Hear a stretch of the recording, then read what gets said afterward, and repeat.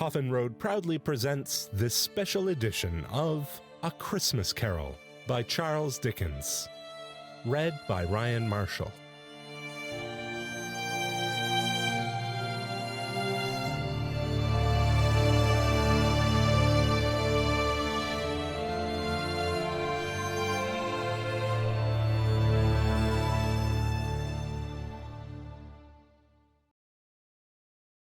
Preface. I have endeavored in this ghostly little book to raise the ghost of an idea, which shall not put my readers out of humor with themselves, with each other, with the season, or with me. May it haunt their houses pleasantly, and no one wish to lay it. Their faithful friend and servant, Charles Dickens. December 1843.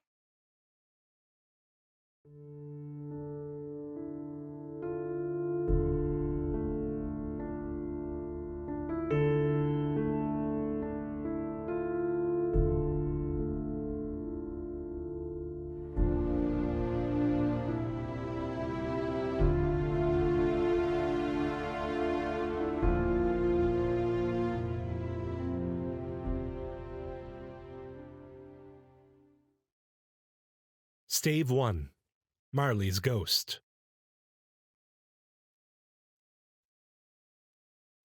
Marley was dead, to begin with. There is no doubt whatever about that.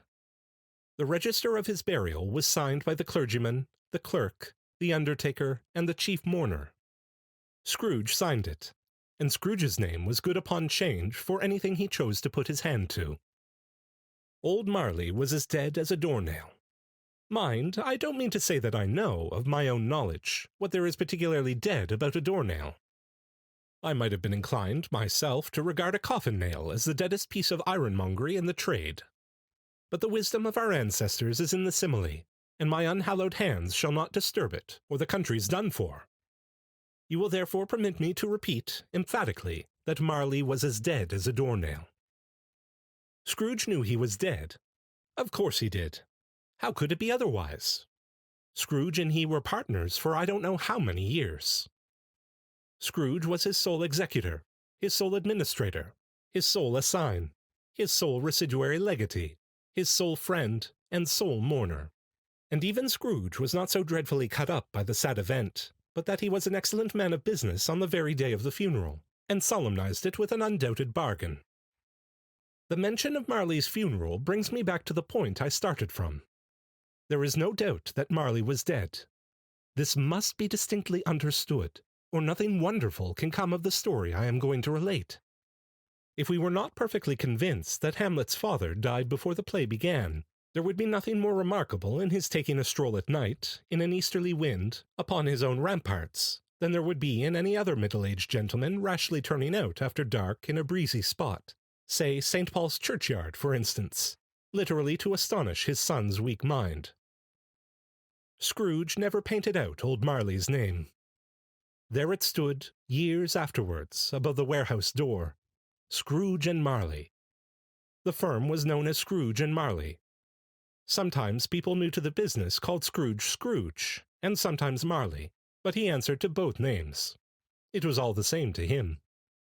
Oh, but he was a tight-fisted hand at the grindstone, Scrooge. A squeezing, wrenching, grasping, scraping, clutching, covetous old sinner. Hard and sharp as flint, from which no steel has ever struck out generous fire. Secret and self-contained, and solitary as an oyster. The cold within him froze his old features, nipped his pointed nose, shriveled his cheek, stiffened his gait, made his eyes red, his thin lips blue, and spoke out shrewdly in his grating voice. A frosty rime was on his head and on his eyebrows and his wiry chin. He carried his own low temperature always about with him. He iced his office in the dog days, and didn't thaw it 1 degree at Christmas. External heat and cold had little influence on Scrooge. No warmth could warm, no wintry weather chill him. No wind that blew was bitterer than he. No falling snow was more intent upon its purpose. No pelting rain less open to entreaty. Foul weather didn't know where to have him. The heaviest rain and snow and hail and sleet could boast of the advantage over him in only one respect.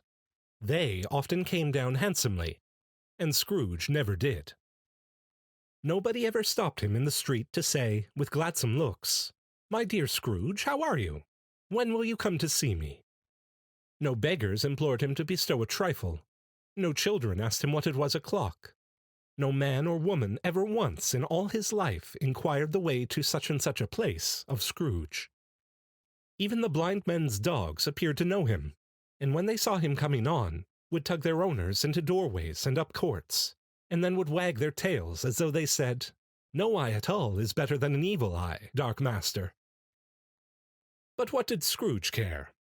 It was the very thing he liked. To edge his way along the crowded paths of life, warning all human sympathy to keep its distance, was what the knowing ones called nuts to Scrooge. Once upon a time, of all the good days in the year, on Christmas Eve, old Scrooge sat busy in his counting-house. It was cold, bleak, biting weather, foggy withal, and he could hear the people in the court outside go wheezing up and down, beating their hands upon their breasts and stamping their feet upon the pavement stones to warm them. The city clocks had only just gone 3, but it was quite dark already. It had not been light all day, and candles were flaring in the windows of the neighboring offices, like ruddy smears upon the palpable brown air. The fog came pouring in at every chink and keyhole, and was so dense without that although the court was of the narrowest, the houses opposite were mere phantoms. To see the dingy cloud come drooping down, obscuring everything, one might have thought that nature lived hard by and was brewing on a large scale. The door of Scrooge's counting-house was open, that he might keep his eye upon his clerk, who in a dismal little cell beyond, a sort of tank, was copying letters. Scrooge had a very small fire, but the clerk's fire was so very much smaller that it looked like one coal. But he couldn't replenish it, for Scrooge kept the coal-box in his own room, and so surely as the clerk came in with the shovel, the master predicted that it would be necessary for them to part. Wherefore the clerk put on his white comforter and tried to warm himself at the candle, in which effort, not being a man of a strong imagination, he failed. "A Merry Christmas, Uncle! God save you!" cried a cheerful voice. It was the voice of Scrooge's nephew, who came upon him so quickly that this was the first intimation he had of his approach. "Bah!" said Scrooge. "Humbug!"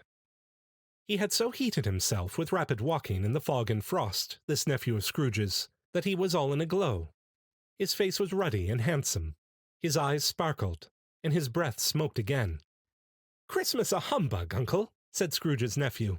"You don't mean that, I'm sure." "I do," said Scrooge. "Merry Christmas! What right have you to be merry? What reason have you to be merry? You're poor enough." "Come, then," returned the nephew gaily. "What right have you to be dismal? What reason have you to be morose? You're rich enough." Scrooge, having no better answer ready on the spur of the moment, said, "Bah!" again, and followed it up with, "Humbug!" "Don't be cross, Uncle," said the nephew. "What else can I be," returned the uncle, "when I live in such a world of fools as this? Merry Christmas! Out upon Merry Christmas! What's Christmas time to you but a time for paying bills without money? A time for finding yourself a year older but not an hour richer? A time for balancing your books and having every item in them through a round dozen of months presented dead against you? If I could work my will," said Scrooge indignantly, "every idiot who goes about with Merry Christmas on his lips should be boiled with his own pudding, and buried with a stake of holly through his heart. He should." "Uncle," pleaded the nephew. "Nephew," returned the uncle sternly, "keep Christmas in your own way, and let me keep it in mine."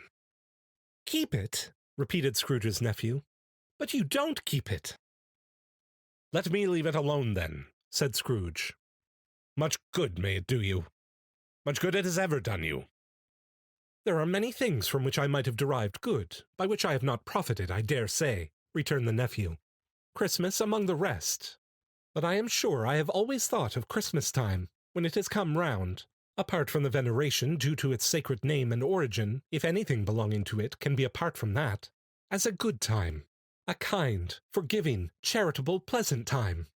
The only time I know of in the long calendar of the year when men and women seem by one consent to open their shut-up hearts freely, and to think of people below them as if they really were fellow passengers to the grave, and not another race of creatures bound on other journeys. And therefore, uncle, though it has never put a scrap of gold or silver in my pocket, I believe that it has done me good, and will do me good, and I say God bless it." The clerk in the tank involuntarily applauded. Becoming immediately sensible of the impropriety, he poked the fire and extinguished the last frail spark forever. "Let me hear another sound from you," said Scrooge, "and you'll keep your Christmas by losing your situation. You're quite a powerful speaker, sir," he added, turning to his nephew. "I wonder you don't go into Parliament." "Don't be angry, uncle. Come, dine with us tomorrow." Scrooge said that he would see him. Yes, indeed he did. He went the whole length of the expression, and said that he would see him in that extremity first. "But why?" cried Scrooge's nephew. "Why?" "Why did you get married?" said Scrooge. "Because I fell in love." "Because you fell in love?" growled Scrooge, as if that were the only one thing in the world more ridiculous than a Merry Christmas. "Good afternoon." "Nay, uncle, but you never came to see me before that happened. Why give it as a reason for not coming now?" "Good afternoon," said Scrooge. "I want nothing from you. I ask nothing of you. Why cannot we be friends?" "Good afternoon," said Scrooge. "I am sorry, with all my heart, to find you so resolute. We have never had any quarrel to which I have been a party. But I have made the trial in homage to Christmas, and I'll keep my Christmas humor to the last. So, a Merry Christmas, uncle." "Good afternoon," said Scrooge. "And a Happy New Year." "Good afternoon," said Scrooge. His nephew left the room without an angry word, notwithstanding. He stopped at the outer door to bestow the greetings of the season on the clerk, who, cold as he was warmer than Scrooge, for he returned them cordially. "There's another fellow," muttered Scrooge, who overheard him. "My clerk, with 15 shillings a week and a wife and family, talking about a Merry Christmas. I'll retire to Bedlam." This lunatic, in letting Scrooge's nephew out, had let 2 other people in. They were portly gentlemen, pleasant to behold, and now stood with their hats off in Scrooge's office. They had books and papers in their hands, and bowed to him. "Scrooge and Marley's, I believe," said one of the gentlemen, referring to his list. "Have I the pleasure of addressing Mr. Scrooge or Mr. Marley?" "Mr. Marley has been dead these 7 years," Scrooge replied. "He died 7 years ago this very night." "We have no doubt his liberality is well represented by his surviving partner," said the gentleman, presenting his credentials. It certainly was, for they had been 2 kindred spirits. At the ominous word liberality, Scrooge frowned and shook his head and handed the credentials back. "At this festive season of the year, Mr. Scrooge," said the gentleman, taking up a pen, "it is more than usually desirable that we should make some slight provision for the poor and destitute, who suffer greatly at the present time. Many thousands are in want of common necessaries. Hundreds of thousands are in want of common comforts, sir." "Are there no prisons?" asked Scrooge. "Plenty of prisons," said the gentleman, laying down the pen again. "And the union workhouses?" demanded Scrooge. "Are they still in operation?" "They are, still," returned the gentleman. "I wish I could say they were not." "The treadmill and the poor law are in full vigor, then?" said Scrooge. "Both very busy, sir." "Oh, I was afraid from what you said at first that something had occurred to stop them in their useful course," said Scrooge. "I'm very glad to hear it." "Under the impression that they scarcely furnish Christian cheer of mind or body to the multitude," returned the gentleman, "a few of us are endeavoring to raise a fund to buy the poor some meat and drink and means of warmth. We choose this time because it is a time of all others when want is keenly felt and abundance rejoices. What shall I put you down for?" "Nothing," Scrooge replied. "You wish to be anonymous?" "I wish to be left alone," said Scrooge. "Since you ask me what I wish, gentlemen, that is my answer. I don't make merry myself at Christmas, and I can't afford to make idle people merry.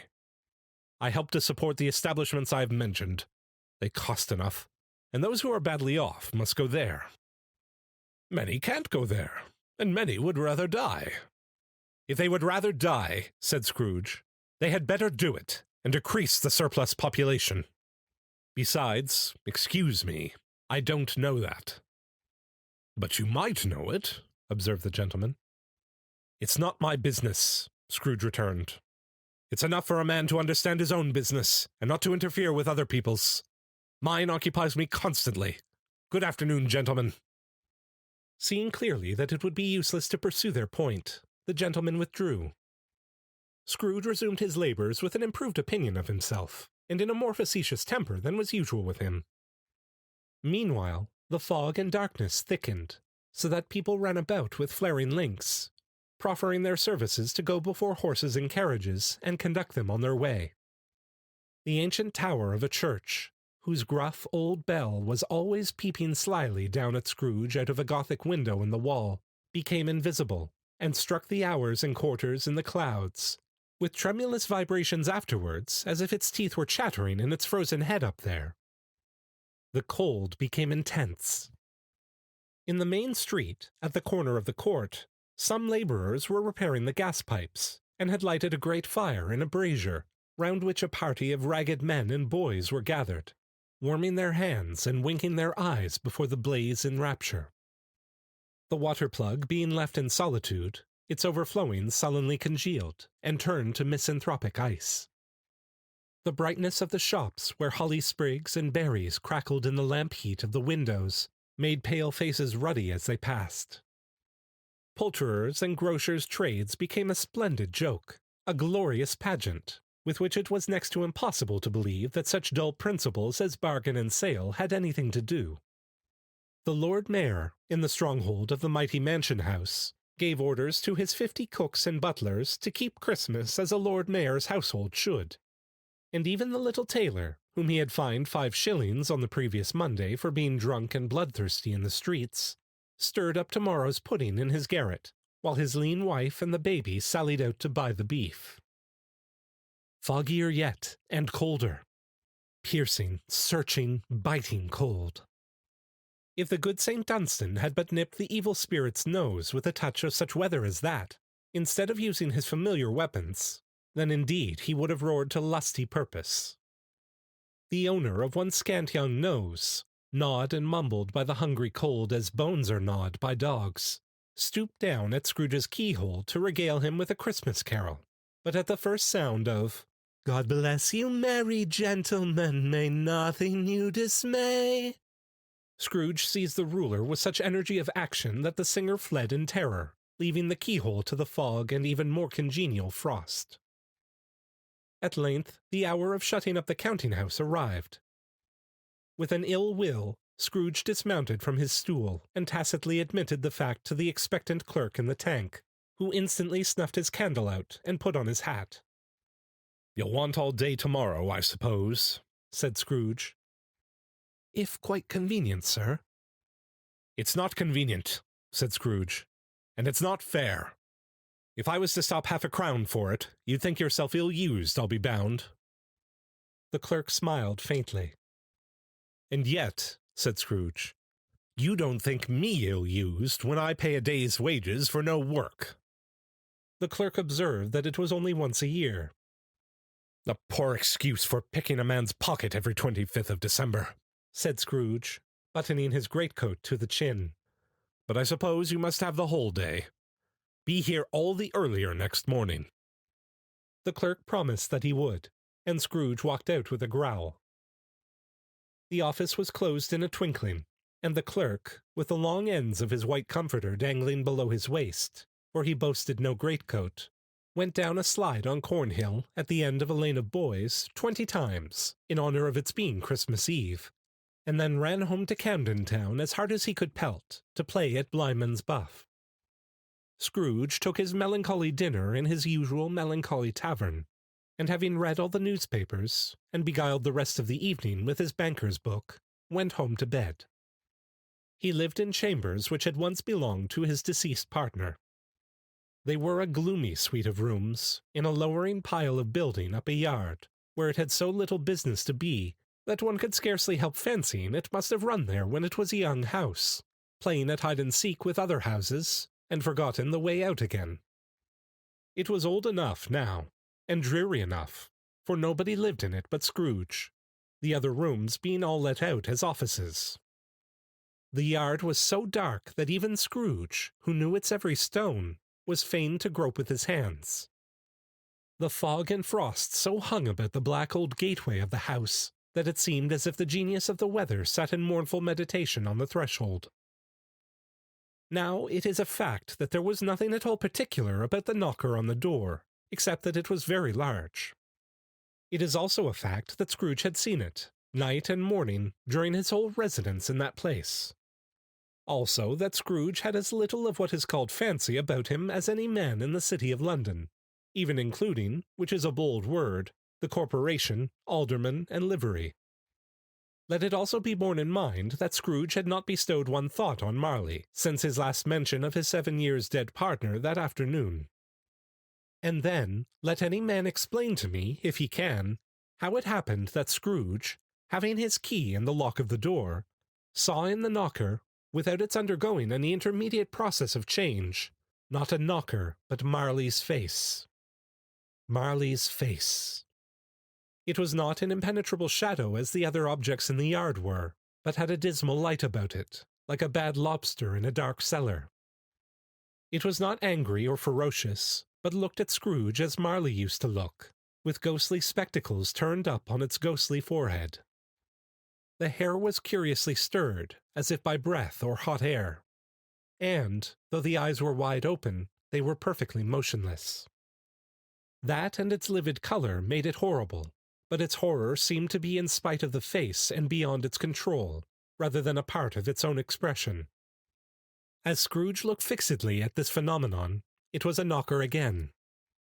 To say that he was not startled, or that his blood was not conscious of a terrible sensation to which it had been a stranger from infancy, would be untrue, but he put his hand upon the key he had relinquished, turned it sturdily, walked in, and lighted his candle.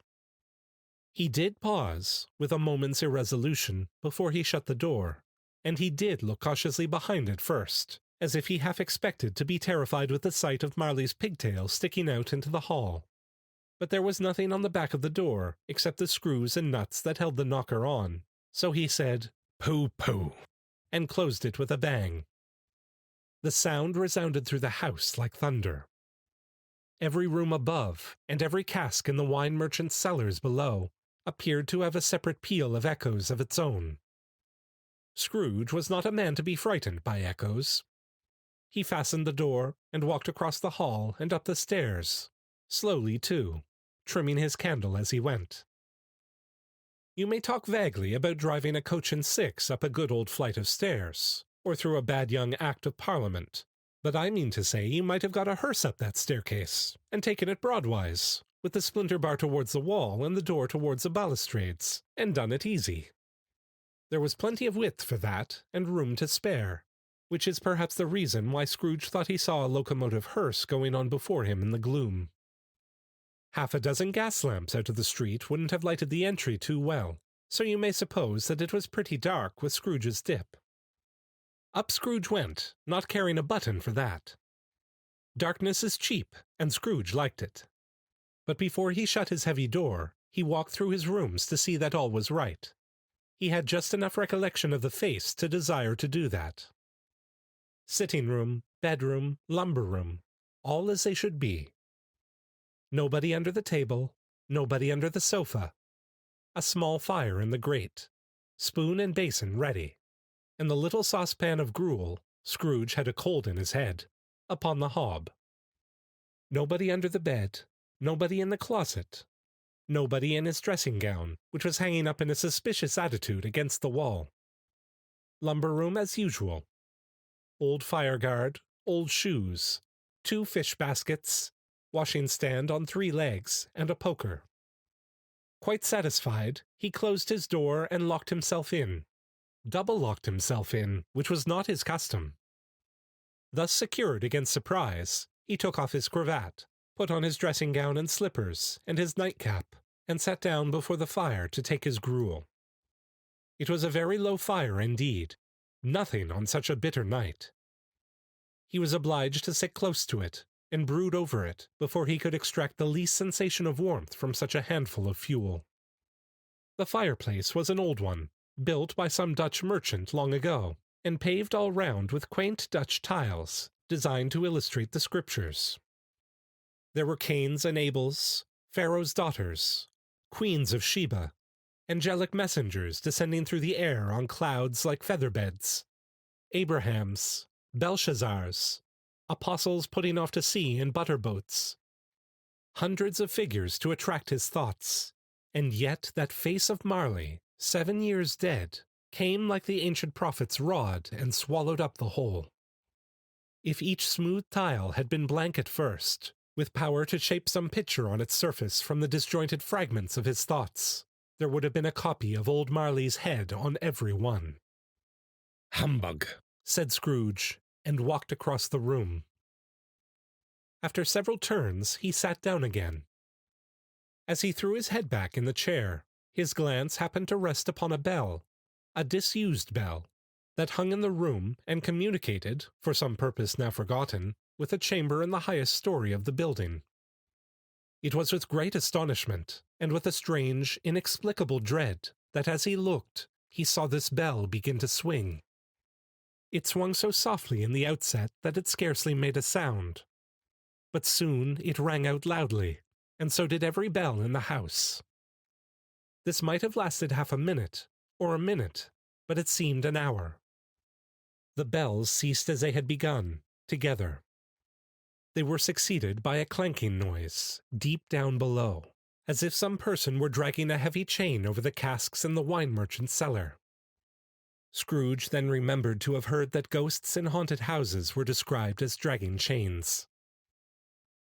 The cellar door flew open with a booming sound, and then he heard the noise much louder on the floors below.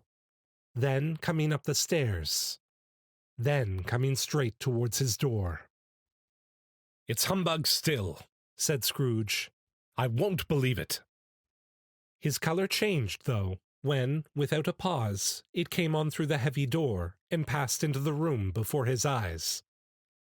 Upon its coming in, the dying flame leaped up, as though it cried, "I know him, Marley's ghost," and fell again. The same face, the very same. Marley, in his pigtail, usual waistcoat, tights, and boots, the tassels on the latter bristling, like his pigtail, and his coat-skirts, and the hair upon his head.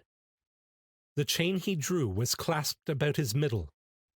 It was long, and wound about him like a tail, and it was made, for Scrooge observed it closely, of cash-boxes, keys, padlocks, ledgers, deeds, and heavy purses wrought in steel. His body was transparent, so that Scrooge, observing him, and looking through his waistcoat, could see the 2 buttons on his coat behind. Scrooge had often heard it said that Marley had no bowels, but he had never believed it until now. No, nor did he believe it even now, though he looked the phantom through and through, and saw it standing before him, though he felt the chilling influence of its death-cold eyes, and marked the very texture of the folded kerchief bound about its head and chin, which wrapper he had not observed before. He was still incredulous, and fought against his senses. "How now?" said Scrooge, caustic and cold as ever. "What do you want with me?" "Much." Marley's voice, no doubt about it. "Who are you?" "Ask me who I was." "Who were you, then?" said Scrooge, raising his voice. "You're particular for a shade." He was going to say to a shade, but substituted this as more appropriate. "In life I was your partner, Jacob Marley." Can you sit down?" asked Scrooge, looking doubtfully at him. "I can." Do it, then. Scrooge asked the question because he didn't know whether a ghost so transparent might find himself in a condition to take a chair, and felt that in the event of its being impossible, it might involve the necessity of an embarrassing explanation. But the ghost sat down on the opposite side of the fireplace, as if he were quite used to it. "You don't believe in me," observed the ghost. "I don't," said Scrooge. "What evidence would you have of my reality beyond that of your senses?" "I don't know," said Scrooge. "Why do you doubt your senses?" "Because," said Scrooge, "a little thing affects them. A slight disorder of the stomach makes them cheats. You may be an undigested bit of beef, a blot of mustard, a crumb of cheese, a fragment of an underdone potato. There's more of gravy than of grave about you, whatever you are." Scrooge was not much in the habit of cracking jokes, nor did he feel, in his heart, by any means waggish then. The truth is that he tried to be smart, as a means of distracting his own attention and keeping down his terror, for the spectre's voice disturbed the very marrow in his bones. To sit, staring at those fixed glazed eyes in silence for a moment, would play, Scrooge felt, the very deuce with him. There was something very awful, too, in the spectre's being provided with an infernal atmosphere of its own. Scrooge could not feel it himself, but this was clearly the case, for though the ghost sat perfectly motionless, its hair and skirts and tassels were still agitated as by the hot vapor from an oven. "You see this toothpick?" said Scrooge, returning quickly to the charge, for the reason just assigned, and wishing, though it were only for a second, to divert the vision's stony gaze from himself. "I do," replied the ghost. "You're not looking at it," said Scrooge. "But I see it," said the ghost, "notwithstanding." "Well," returned Scrooge, "I have but to swallow this, and be for the rest of my days persecuted by a legion of goblins, all of my own creation. Humbug, I tell you, humbug!" At this, the spirit raised a frightful cry, and shook its chain with such a dismal and appalling noise, that Scrooge held on tight to his chair, to save himself from falling in a swoon. But how much greater was his horror, when the phantom, taking off the bandage round its head, as if it were too warm to wear indoors, its lower jaw dropped down upon its breast. Scrooge fell upon his knees and clasped his hands before his face. "Mercy," he said. "Dreadful apparition, why do you trouble me?" "Man of the worldly mind," replied the ghost, "do you believe in me or not?" "I do," said Scrooge. "I must. But why do spirits walk the earth? And why do they come to me?" "It is required of every man," the ghost returned, "that the spirit within him should walk abroad among his fellow men, and travel far and wide. And if that spirit goes not forth in life, it is condemned to do so after death. It is doomed to wander through the world. Oh, woe is me, and witness what it cannot share, but might have shared on earth, and turned to happiness." Again the spectre raised a cry, and shook its chain, and wrung its shadowy hands. "You're fettered," said Scrooge, trembling. "Tell me why." "I wear the chain I forged in life," replied the ghost. "I made it link by link, and yard by yard. I girded it on of my own free will, and of my own free will I wore it. Is its pattern strange to you?" Scrooge trembled more and more. "Or would you know," pursued the ghost, "the weight and length of the strong coil you bear yourself? It was full as heavy and as long as this, 7 Christmas Eves ago. You have labored on it since. It is a ponderous chain." Scrooge glanced about him on the floor, in the expectation of finding himself surrounded by some 50 or 60 fathoms of iron cable, but he could see nothing. "Jacob," he said imploringly. "Old Jacob Marley, tell me more. Speak comfort to me, Jacob." "I have none to give," the ghost replied. "It comes from other regions, Ebenezer Scrooge, and is conveyed by other ministers to other kinds of men. Nor can I tell you what I would. A very little more is all permitted to me. I cannot rest. I cannot stay. I cannot linger anywhere. My spirit never walked beyond our counting house. Mark me. In life, my spirit never roved beyond the narrow limits of our money-changing hole, and weary journeys lie before me." It was a habit with Scrooge, whenever he became thoughtful, to put his hands in his breeches pockets. Pondering on what the ghost had said, he did so now, but without lifting up his eyes or getting off his knees. "You must have been very slow about it, Jacob," Scrooge observed in a businesslike manner, though with humility and deference. "Slow?" the ghost repeated. 7 years dead," mused Scrooge. "And traveling all the time?" "The whole time," said the ghost. "No rest, no peace, incessant torture of remorse." "You travel fast?" said Scrooge. "On the wings of the wind," replied the ghost. "You might have got over a great quantity of ground in 7 years," said Scrooge. The ghost, on hearing this, set up another cry, and clanked its chain so hideously in the dead silence of the night that the ward would have been justified in indicting it for a nuisance. "Oh, captive, bound and double-ironed," cried the phantom. "Not to know that ages of incessant labor by immortal creatures for this earth must pass into eternity before the good of which it is susceptible is all developed.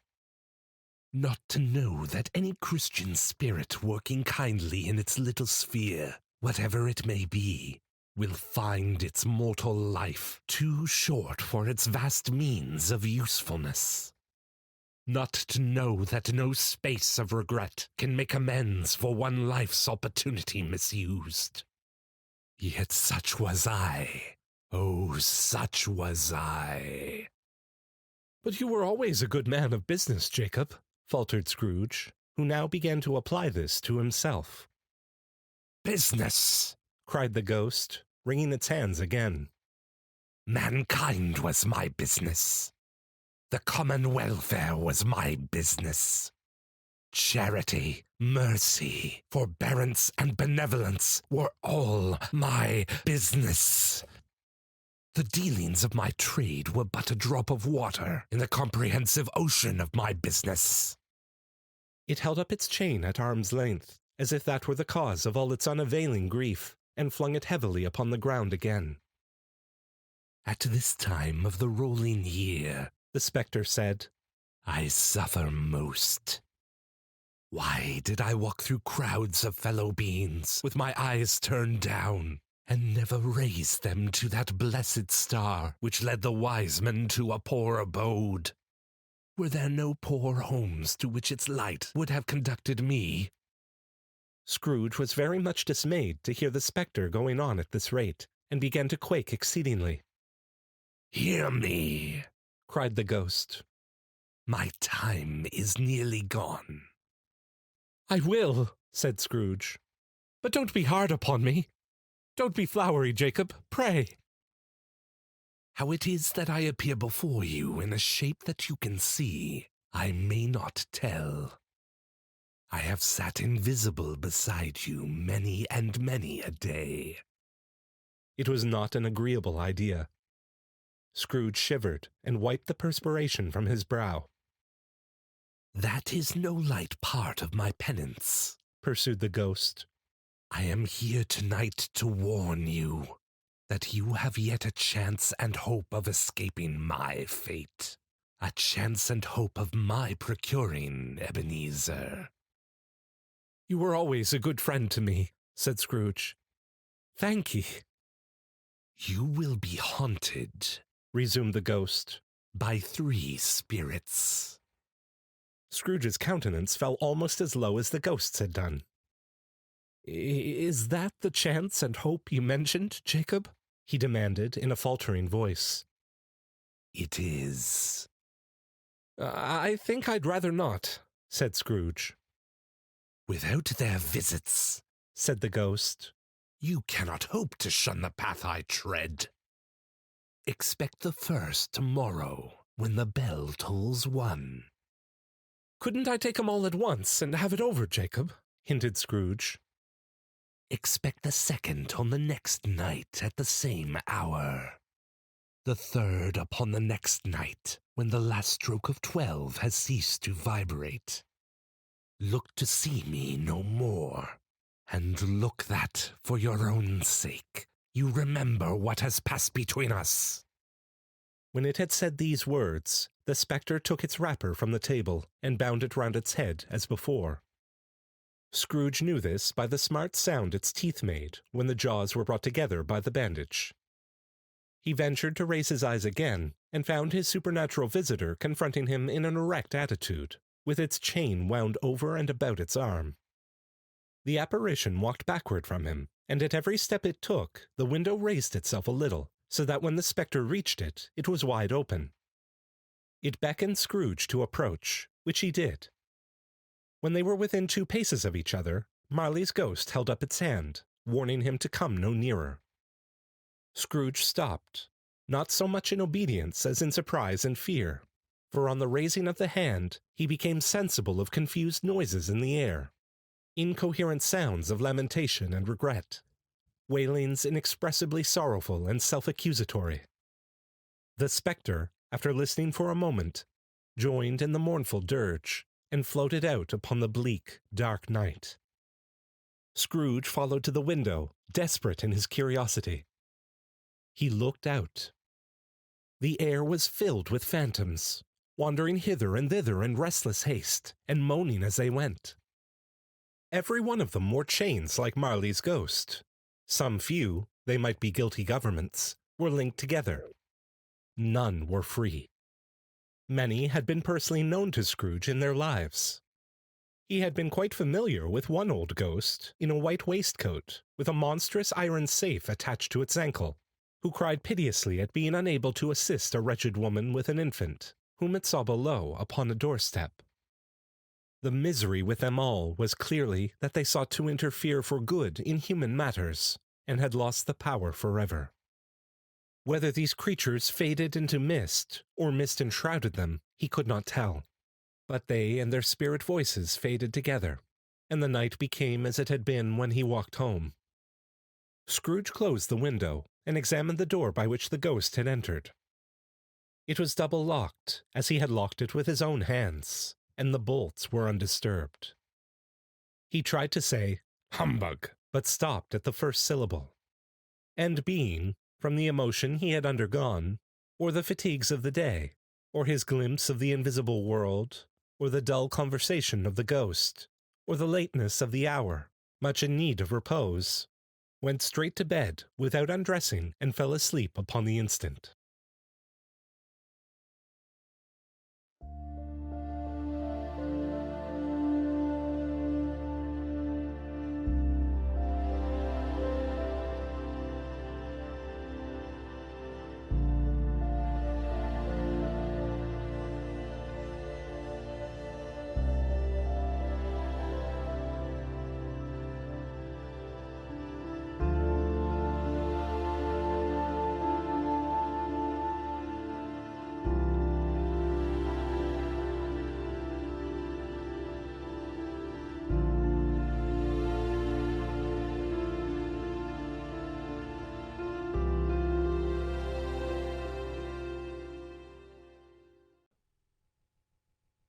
Stave 2, the first of the 3 spirits.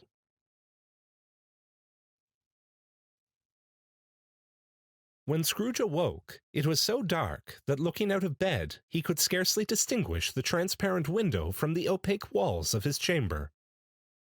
He was endeavoring to pierce the darkness with his ferret eyes, when the chimes of a neighboring church struck the 4 quarters, so he listened for the hour. To his great astonishment, the heavy bell went on from 6 to 7, and from 7 to 8, and regularly up to 12, then stopped. 12! It was past 2 when he went to bed. The clock was wrong. An icicle must have got into the works. 12! He touched the spring of his repeater to correct this most preposterous clock. Its rapid little pulse beat 12, and stopped. "Why, it isn't possible," said Scrooge, "that I can have slept through a whole day and far into another night. It isn't possible that anything has happened to the sun, and this is 12 at noon." The idea being an alarming one, he scrambled out of bed and groped his way to the window.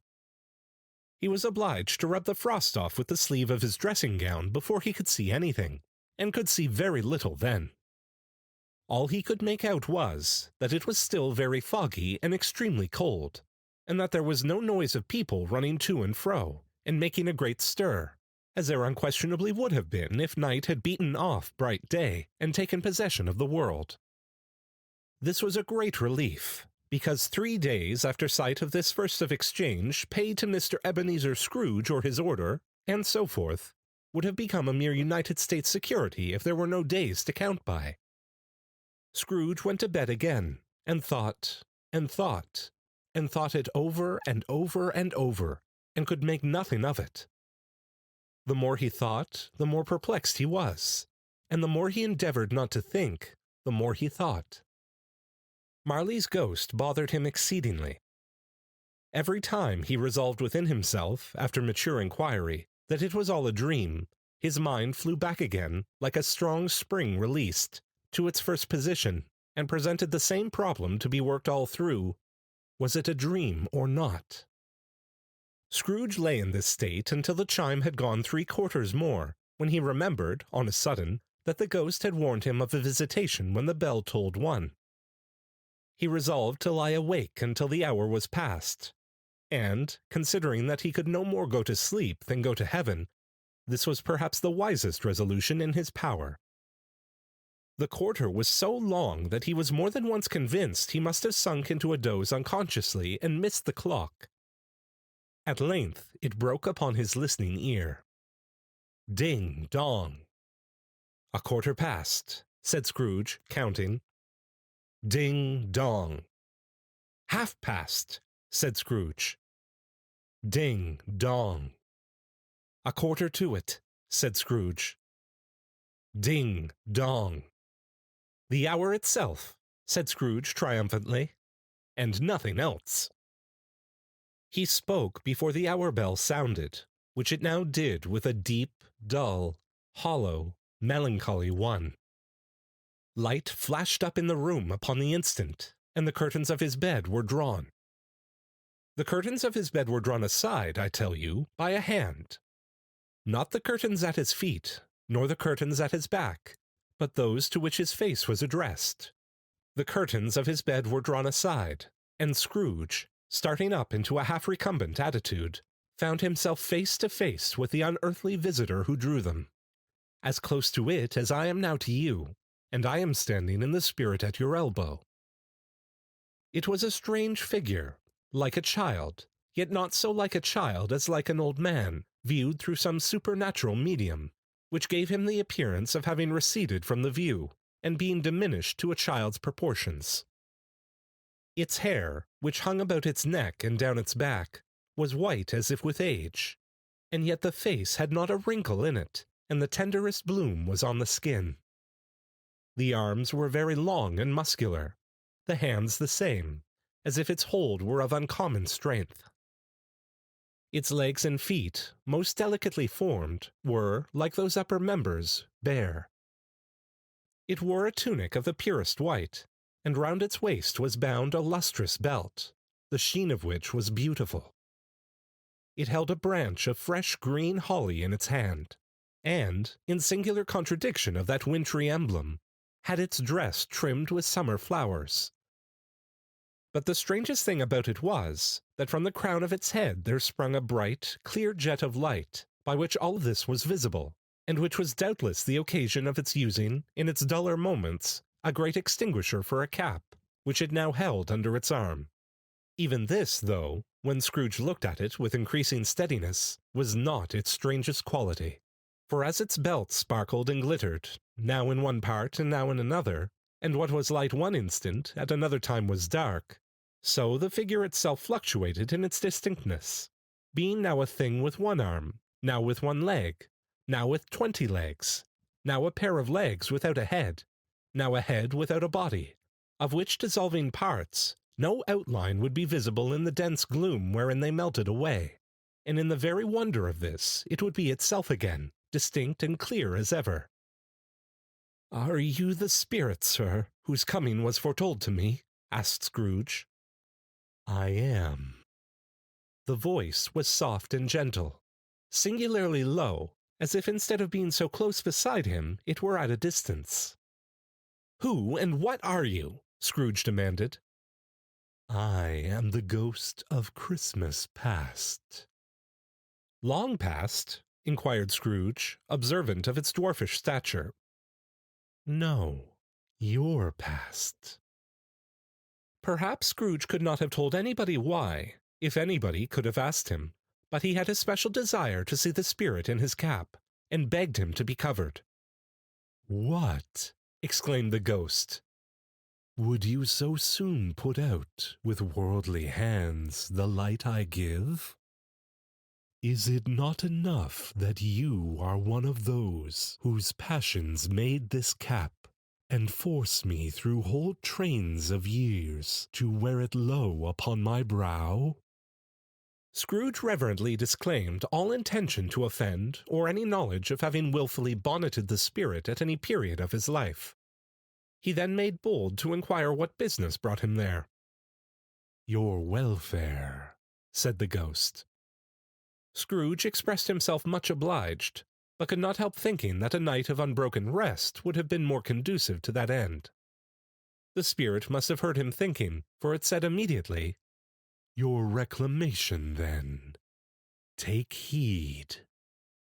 It put out its strong hand as it spoke, and clasped him gently by the arm. "Rise and walk with me." It would have been in vain for Scrooge to plead that the weather and the hour were not adapted to pedestrian purposes. That bed was warm, and the thermometer a long way below freezing. That he was clad but lightly in his slippers, dressing-gown, and nightcap, and that he had a cold upon him at that time. The grasp, though gentle as a woman's hand, was not to be resisted. He rose, but finding that the spirit made towards the window, clasped his robe in supplication. "I am a mortal," Scrooge remonstrated, "and liable to fall." "Bear but a touch of my hand there," said the spirit, laying it upon his heart, "and you shall be upheld in more than this."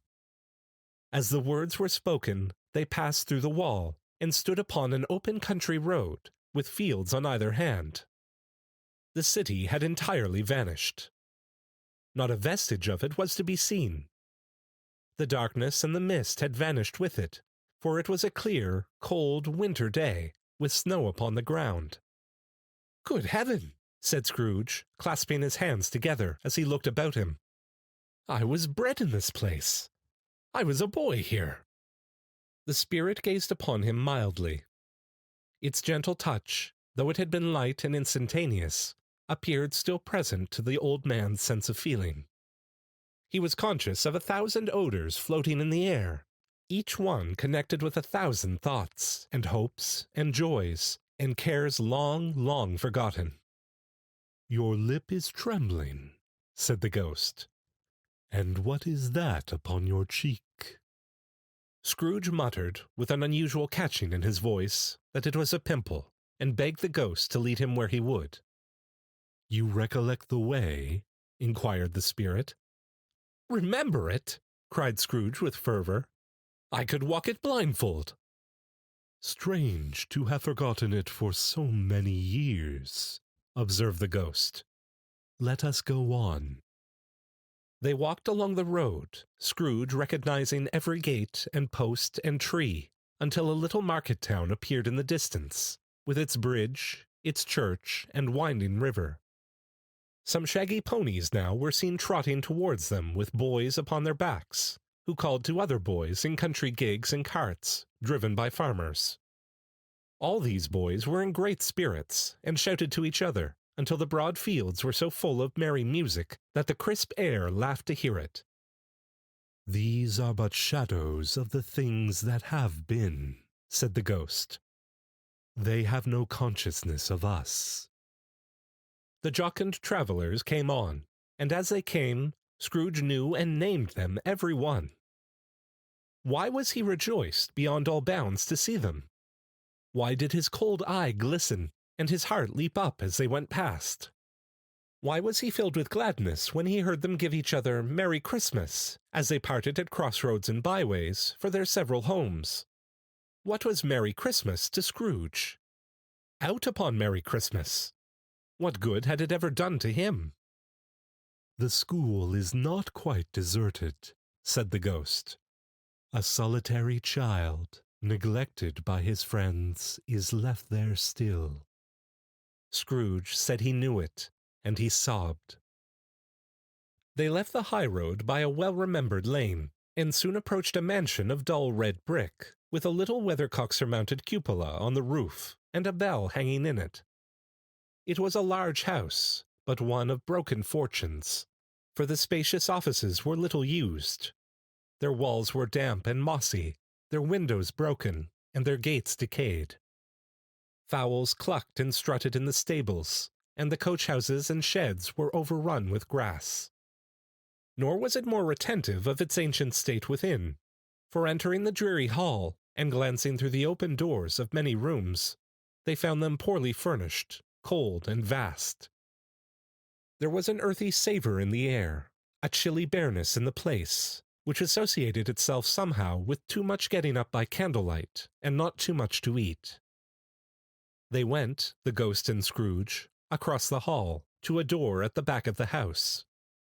It opened before them, and disclosed a long, bare, melancholy room, made barer still by lines of plain deal forms and desks. At one of these a lonely boy was reading near a feeble fire, and Scrooge sat down upon a form, and wept to see his poor forgotten self as he used to be.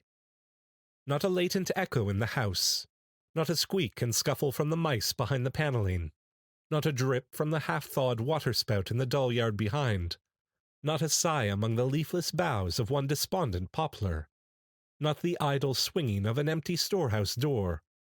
No, not a clicking in the fire, but fell upon the heart of Scrooge with a softening influence, and gave a freer passage to his tears. The spirit touched him on the arm, and pointed to his younger self, intent upon his reading.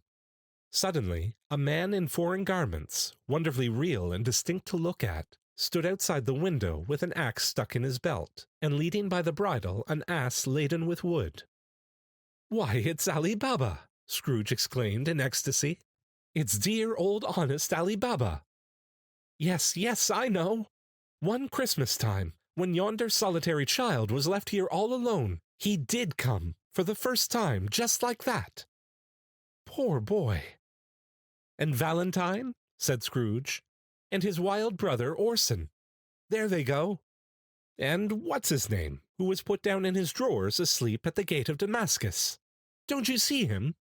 And the Sultan's groom turned upside down by the genie. There he is, upon his head. Serve him right. I'm glad of it. What business had he to be married to the princess?"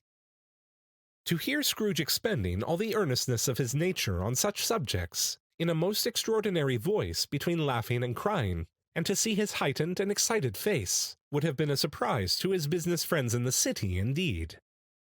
"There's the parrot!" cried Scrooge. "Green body and yellow tail, with a thing like a lettuce growing out of the top of his head. There he is. Poor Robin Crusoe, he called him when he came home again after sailing round the island. Poor Robin Crusoe. Where have you been, Robin Crusoe? The man thought he was dreaming, but he wasn't. It was a parrot, you know. There goes Friday, running for his life to the little creek. Halloa, hoop, hello! Then, with a rapidity of transition very foreign to his usual character, he said, in pity for his former self, Poor boy, and cried again. I wish, Scrooge muttered, putting his hand in his pocket and looking about him after drying his eyes with his cuff. But it's too late now. What is the matter? Asked the spirit. Nothing, said Scrooge. Nothing. There was a boy singing a Christmas carol at my door last night. I should have liked to have given him something, that's all. The ghost smiled thoughtfully and waved its hand, saying as it did so, Let us see another Christmas. Scrooge's former self grew larger at the words, and the room became a little darker and more dirty. The panels shrunk, the windows cracked, fragments of plaster fell out of the ceiling, and the naked laths were shown instead. But how all this was brought about, Scrooge knew no more than you do. He only knew that it was quite correct, that everything had happened so, that there he was, alone again, when all the other boys had gone home for the jolly holidays.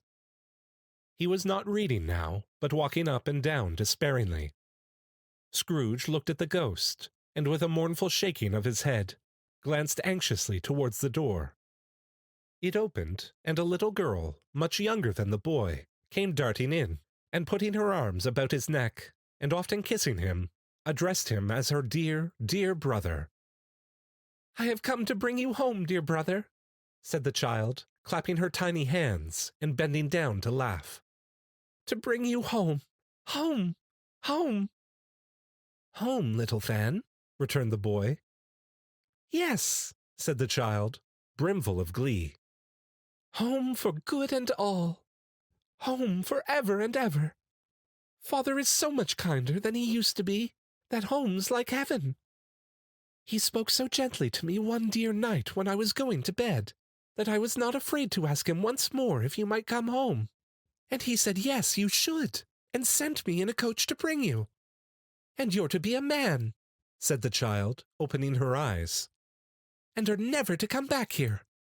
But first we're to be together all Christmas long, and have the merriest time in all the world. You are quite a woman, little Fan, exclaimed the boy. She clapped her hands and laughed, and tried to touch his head, but being too little, laughed again, and stood on tiptoe to embrace him. Then she began to drag him, in her childish eagerness, towards the door, and he, nothing loath to go, accompanied her. A terrible voice in the hall cried, Bring down Master Scrooge's box there. And in the hall appeared the schoolmaster himself, who glared on Master Scrooge with a ferocious condescension, and threw him into a dreadful state of mind by shaking hands with him. He then conveyed him and his sister into the veriest old well of a shivering best parlour that ever was seen, where the maps upon the wall, and the celestial and terrestrial globes in the windows, were waxy with cold. Here he produced a decanter of curiously light wine, and a block of curiously heavy cake, and administered installments of those dainties to the young people, at the same time sending out a meagre servant to offer a glass of something to the postboy, who answered that he thanked the gentleman, but if it was the same tap as he had tasted before, he had rather not. Master Scrooge's trunk being by this time tied on top of the chaise, the children bade the schoolmaster good-bye right willingly, and getting into it, drove gaily down the garden sweep, the quick wheels dashing the hoar-frost and snow from off the dark leaves of the evergreens like spray. Always a delicate creature, whom a breath might have withered, said the ghost. But she had a large heart. So she had, cried Scrooge. You're right. I will not gainsay it, spirit. God forbid. She died a woman, said the ghost, and had, as I think, children.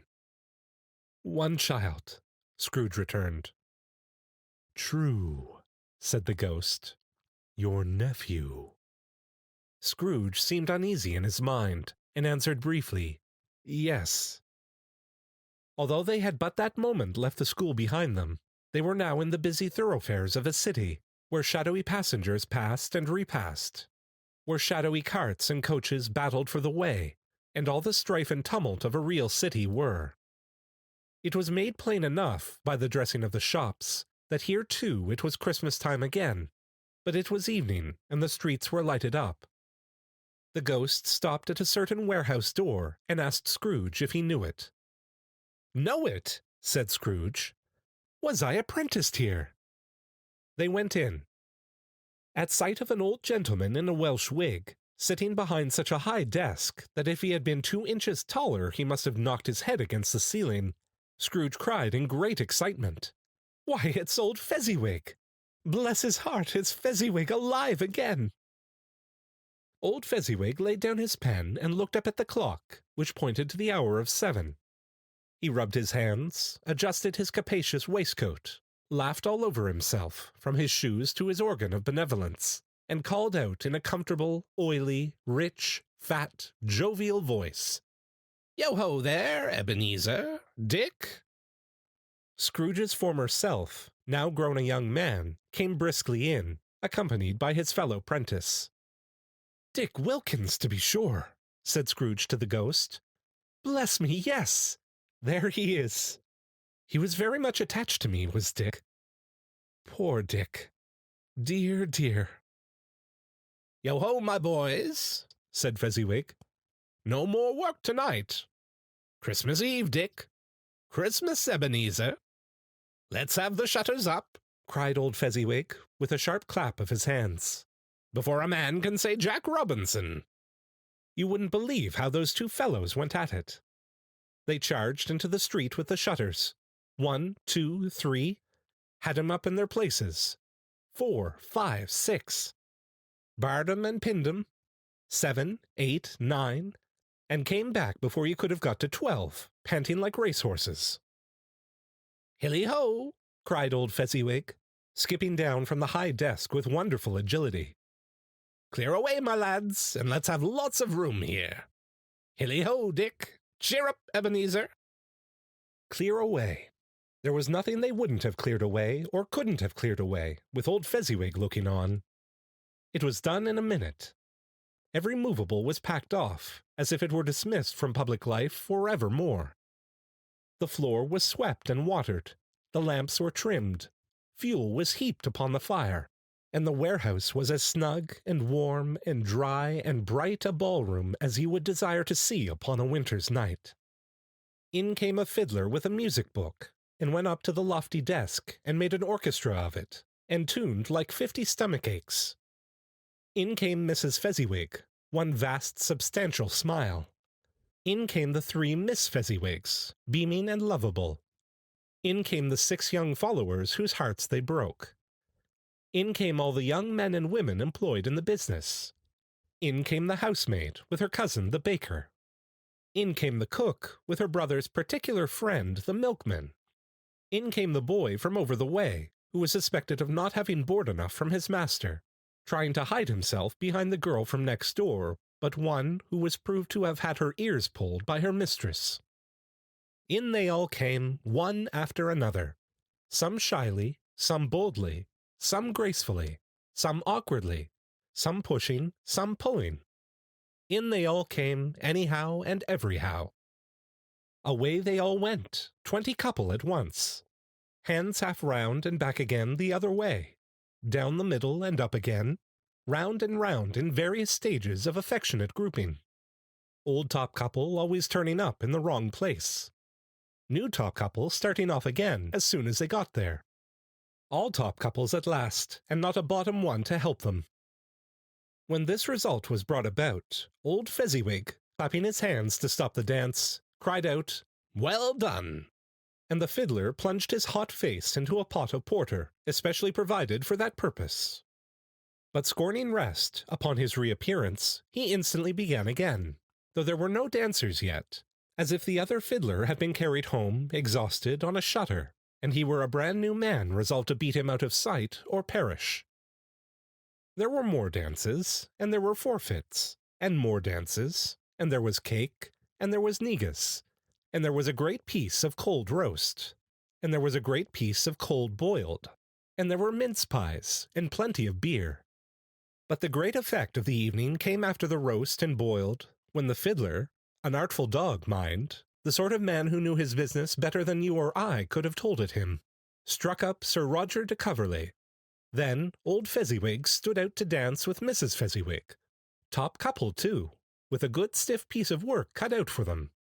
3 or 4 and 20 pair of partners, people who were not to be trifled with, people who would dance, and had no notion of walking. But if they had been twice as many, 4 times, old Fezziwig would have been a match for them, and so would Mrs. Fezziwig. As to her, she was worthy to be his partner in every sense of the term. If that's not high praise, tell me higher and I'll use it. A positive light appeared to issue from Fezziwig's calves. They shone in every part of the dance like moons. You couldn't have predicted, at any given time, what would have become of them next.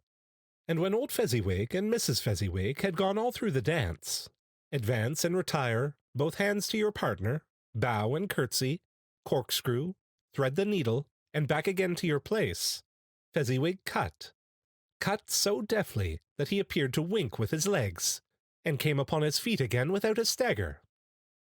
When the clock struck 11, this domestic ball broke up.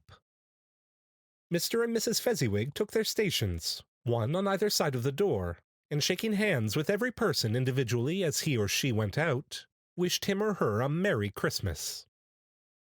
When everybody had retired but the 2 prentices, they did the same to them. And thus the cheerful voices died away, and the lads were left to their beds, which were under a counter in the back shop. During the whole of this time, Scrooge had acted like a man out of his wits. His heart and soul were in the scene, and with his former self. He corroborated everything, remembered everything, enjoyed everything, and underwent the strangest agitation. It was not until now, when the bright faces of his former self and Dick were turned from them, that he remembered the ghost, and became conscious that it was looking full upon him, while the light upon its head burnt very clear. "A small matter," said the ghost, "to make these silly folks so full of gratitude." "Small?"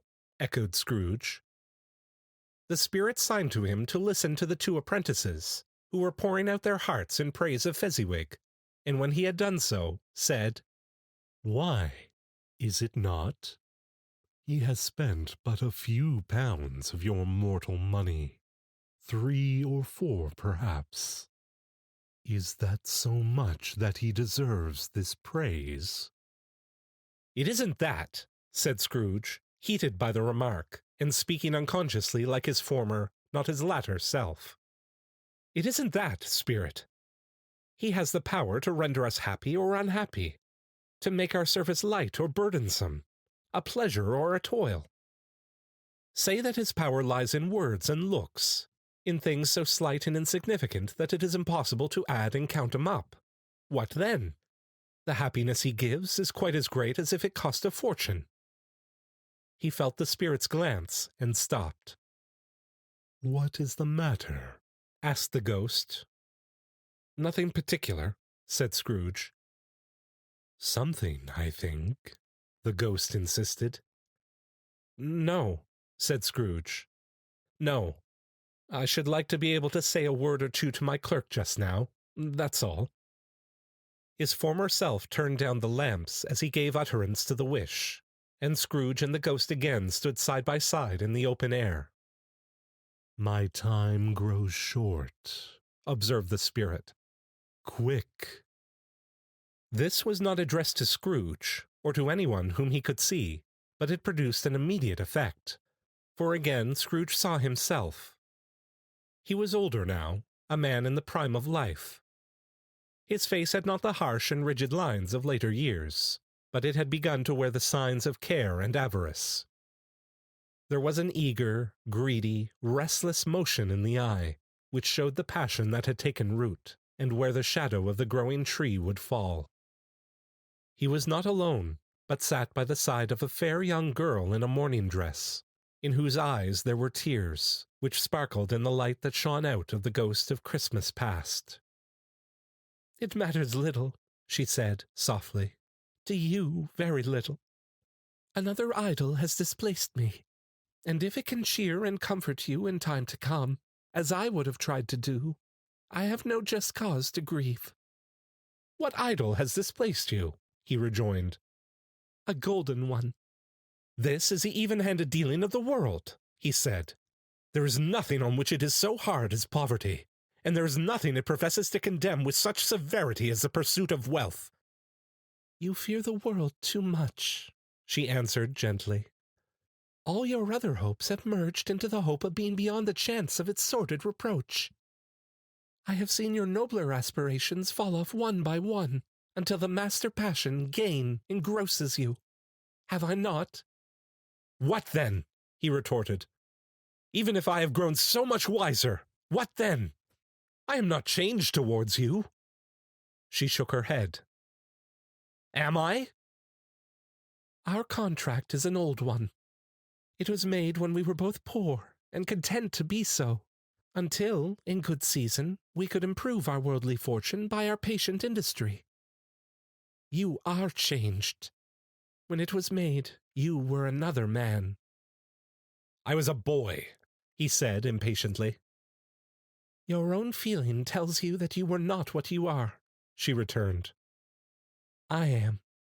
That which promised happiness when we were one in heart is fraught with misery now that we are two. How often and how keenly I have thought of this, I will not say. It is enough that I have thought of it, and can release you." "Have I ever sought release?" "In words, no, never." "In what, then?" "In a changed nature, in an altered spirit, in another atmosphere of life, another hope as its great end, in everything that made my love of any worth or value in your sight. If this had never been between us," said the girl, looking mildly but with steadiness upon him, "tell me, would you seek me out and try to win me now?" "Oh, no." He seemed to yield to the justice of this supposition in spite of himself, but he said with a struggle, "You think not." "I would gladly think otherwise if I could," she answered. "Heaven knows, when I have learned a truth like this, I know how strong and irresistible it must be. But if you were free today, tomorrow, yesterday, can even I believe that you would choose a dowerless girl? You, who in your very confidence with her weigh everything by gain? Or, choosing her, if for a moment you were false enough to your one guiding principle to do so, do I not know that your repentance and regret would surely follow? I do, and I release you, with a full heart, for the love of him you once were." He was about to speak, but with her head turned from him, she resumed. "You may. The memory of what has passed half makes me hope you will. Have pain in this. A very, very brief time, and you will dismiss the recollection of it, gladly, as an unprofitable dream, from which it happened well that you awoke. May you be happy in the life you have chosen." She left him, and they parted. "Spirit," said Scrooge, "show me no more. Conduct me home. Why do you delight to torture me?" "One shadow more," exclaimed the ghost. "No more," cried Scrooge. "No more. I don't wish to see it. Show me no more." But the relentless ghost pinioned him in both his arms, and forced him to observe what happened next. They were in another scene and place, a room, not very large or handsome, but full of comfort. Near to the winter fire sat a beautiful young girl, so like the last that Scrooge believed it was the same, until he saw her, now a comely matron, sitting opposite her daughter. The noise in this room was perfectly tumultuous, for there were more children there than Scrooge in his agitated state of mind could count. And, unlike the celebrated herd in the poem, they were not 40 children conducting themselves like one, but every child was conducting itself like 40. The consequences were uproarious beyond belief. but no one seemed to care. On the contrary, the mother and daughter laughed heartily, and enjoyed it very much. And the latter, soon beginning to mingle in the sports, got pillaged by the young brigands most ruthlessly. What would I not have given to be one of them, though I never could have been so rude. No, no. I wouldn't for the wealth of all the world have crushed that braided hair and torn it down. And for the precious little shoe, I wouldn't have plucked it off, God bless my soul, to save my life. As to measuring her waist in sport, as they did, bold young brood, I couldn't have done it. I should have expected my arm to have grown rounded for a punishment, and never come straight again.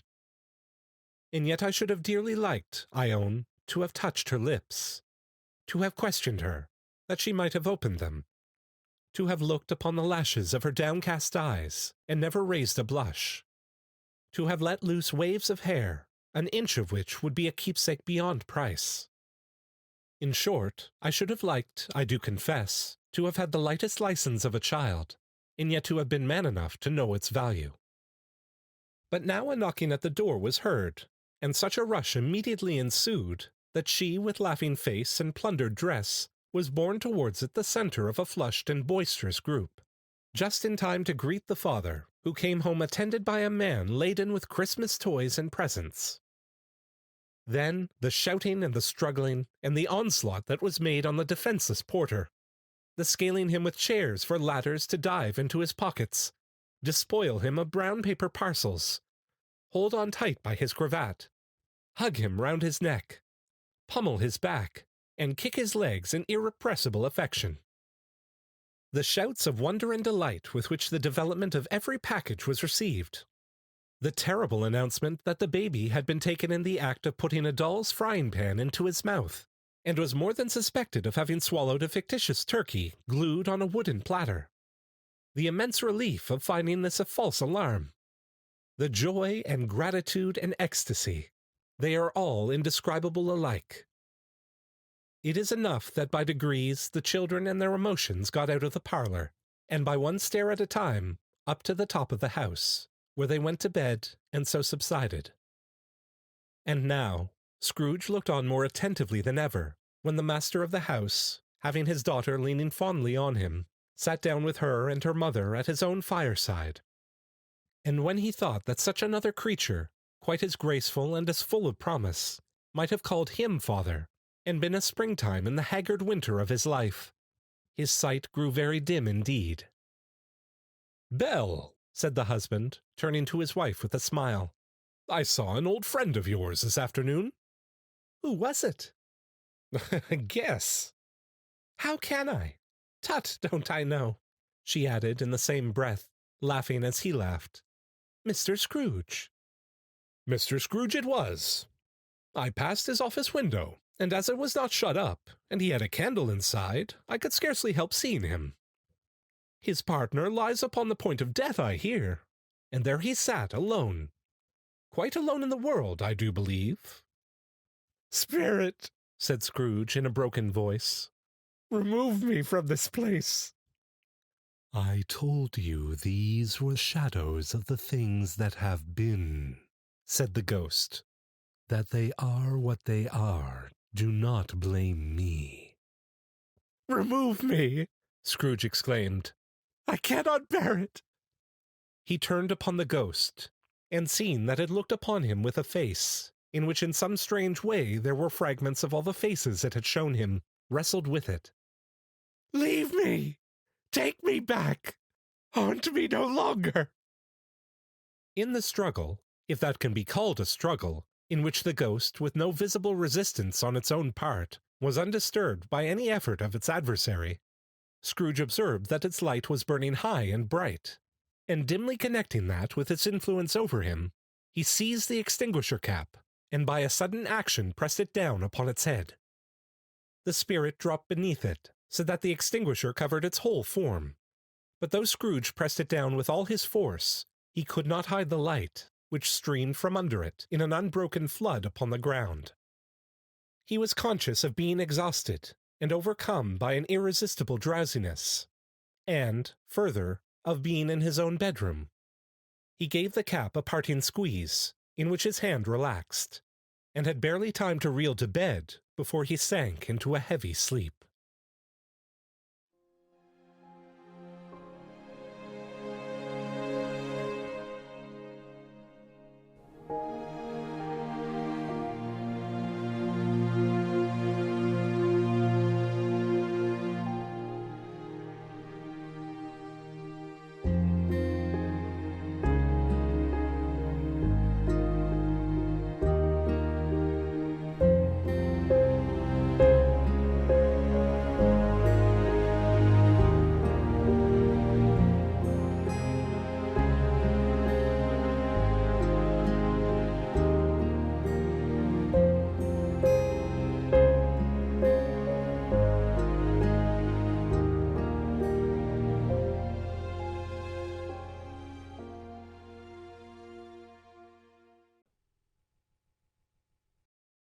Stave 3.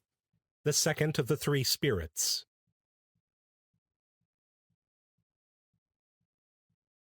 Awaking in the middle of a prodigiously tough snore, and sitting up in bed to get his thoughts together, Scrooge had no occasion to be told that the bell was again upon the stroke of 1. He felt that he was restored to consciousness in the right nick of time, for the especial purpose of holding a conference with the second messenger dispatched to him through Jacob Marley's intervention. But finding that he turned uncomfortably cold when he began to wonder which of his curtains this new spectre would draw back, he put them every one aside with his own hands, and lying down again, established a sharp lookout all round the bed. For he wished to challenge the spirit on the moment of its appearance, and did not wish to be taken by surprise and made nervous. Gentlemen of the free and easy sort, who plume themselves on being acquainted with a move or two, and being usually equal to the time of day, express the wide range of their capacity for adventure by observing that they are good for anything from pitch and toss to manslaughter, between which opposite extremes, no doubt, there lies a tolerably wide and comprehensive range of subjects. Without venturing for Scrooge quite as heartily as this, I don't mind calling on you to believe that he was ready for a good broad field of strange appearances, and that nothing between a baby and rhinoceros would have astonished him very much. Now, being prepared for almost anything, he was not by any means prepared for nothing, and, consequently, when the bell struck 1 and no shape appeared, he was taken with a violent fit of trembling. 5 minutes, 10 minutes, a quarter of an hour went by, yet nothing came. All this time he lay upon his bed, the very core and center of a blaze of ruddy light, which streamed upon it when the clock proclaimed the hour, and which, being only light, was more alarming than a dozen ghosts, as he was powerless to make out what it meant, or would be at, and was sometimes apprehensive that he might be at that very moment an interesting case of spontaneous combustion, without having the consolation of knowing it. At last, however, he began to think as you or I would have thought at first, for it is always the person not in the predicament who knows what ought to have been done in it, and would unquestionably have done it too. At last, I say, he began to think that the source and secret of this ghostly light might be in the adjoining room, from whence, on further tracing it, it seemed to shine. This idea taking full possession of his mind, he got up softly and shuffled in his slippers to the door. The moment Scrooge's hand was on the lock, a strange voice called him by his name and bade him enter. He obeyed. It was his own room, there was no doubt about that, but it had undergone a surprising transformation. The walls and ceiling were so hung with living green that it looked a perfect grove, from every part of which bright, gleaming berries glistened. The crisp leaves of holly, mistletoe, and ivy reflected back the light, as if so many little mirrors had been scattered there, and such a mighty blaze went roaring up the chimney as that dull petrification of a hearth had never known in Scrooge's time, or Marley's, or for many and many a winter season gone. Heaped up on the floor, to form a kind of throne, were turkeys, geese, game, poultry, brawn, great joints of meat, sucking pigs, long wreaths of sausages, mince pies, plum puddings, barrels of oysters, red-hot chestnuts, cherry-cheeked apples, juicy oranges, luscious pears, immense twelfth cakes, and seething bowls of punch that made the chamber dim with their delicious steam. In easy state upon this couch there sat a jolly giant, glorious to see, who bore a glowing torch, in shape not unlike Plenty's horn, and held it up, high up, to shed its light on Scrooge as he came peeping round the door. "Come in," exclaimed the ghost. "Come in, and know me better, man."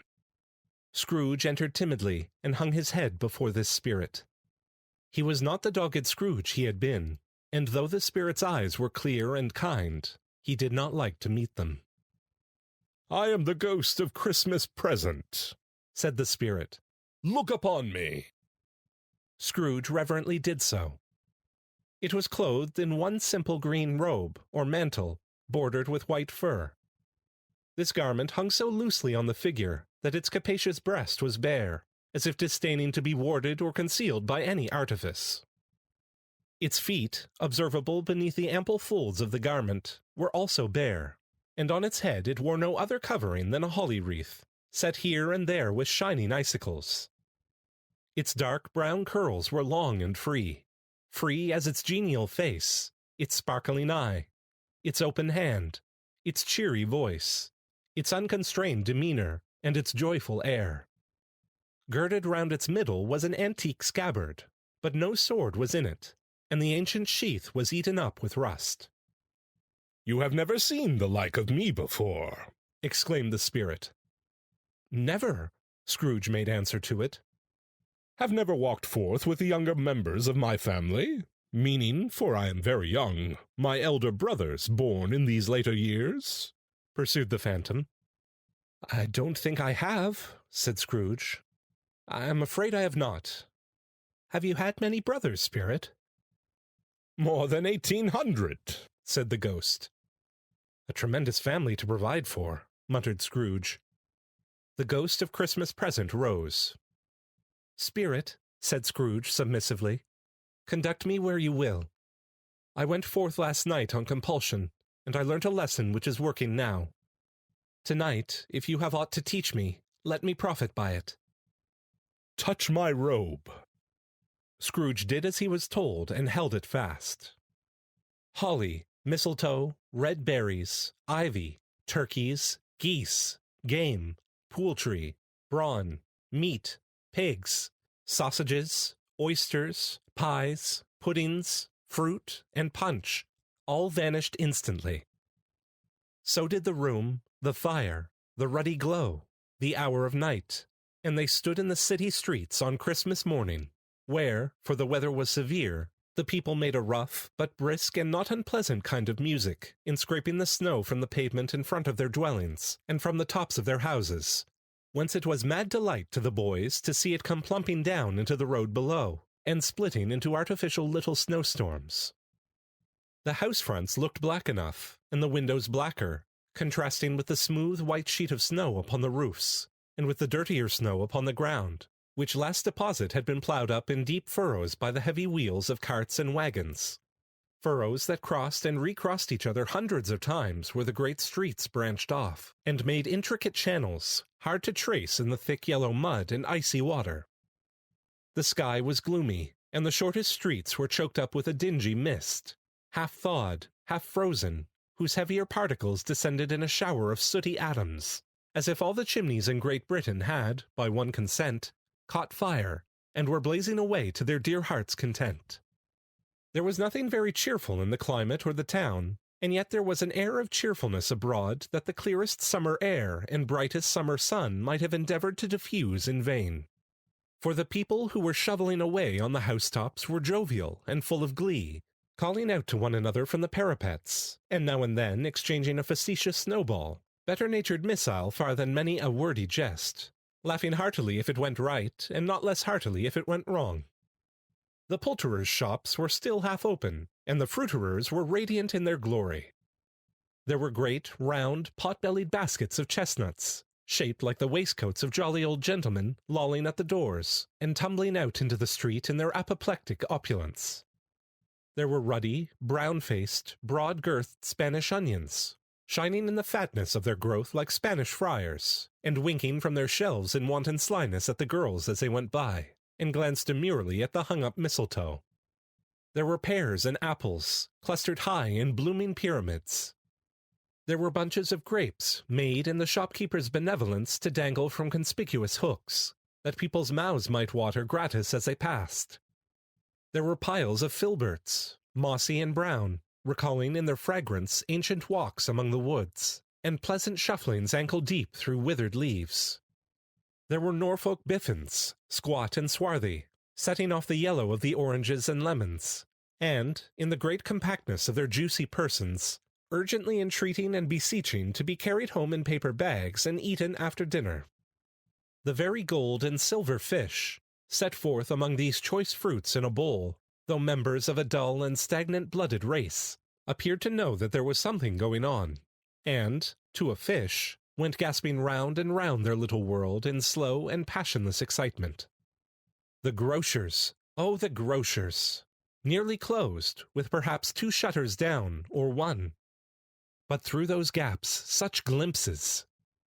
It was not alone that the scales descending on the counter made a merry sound, or that the twine and roller parted company so briskly, or that the canisters were rattled up and down like juggling tricks, or even that the blended scents of tea and coffee were so grateful to the nose, or even that the raisins were so plentiful and rare, the almonds so extremely white, the sticks of cinnamon so long and straight, the other spices so delicious, the candied fruits so caked and spotted with molten sugar as to make the coldest lookers-on feel faint and subsequently bilious.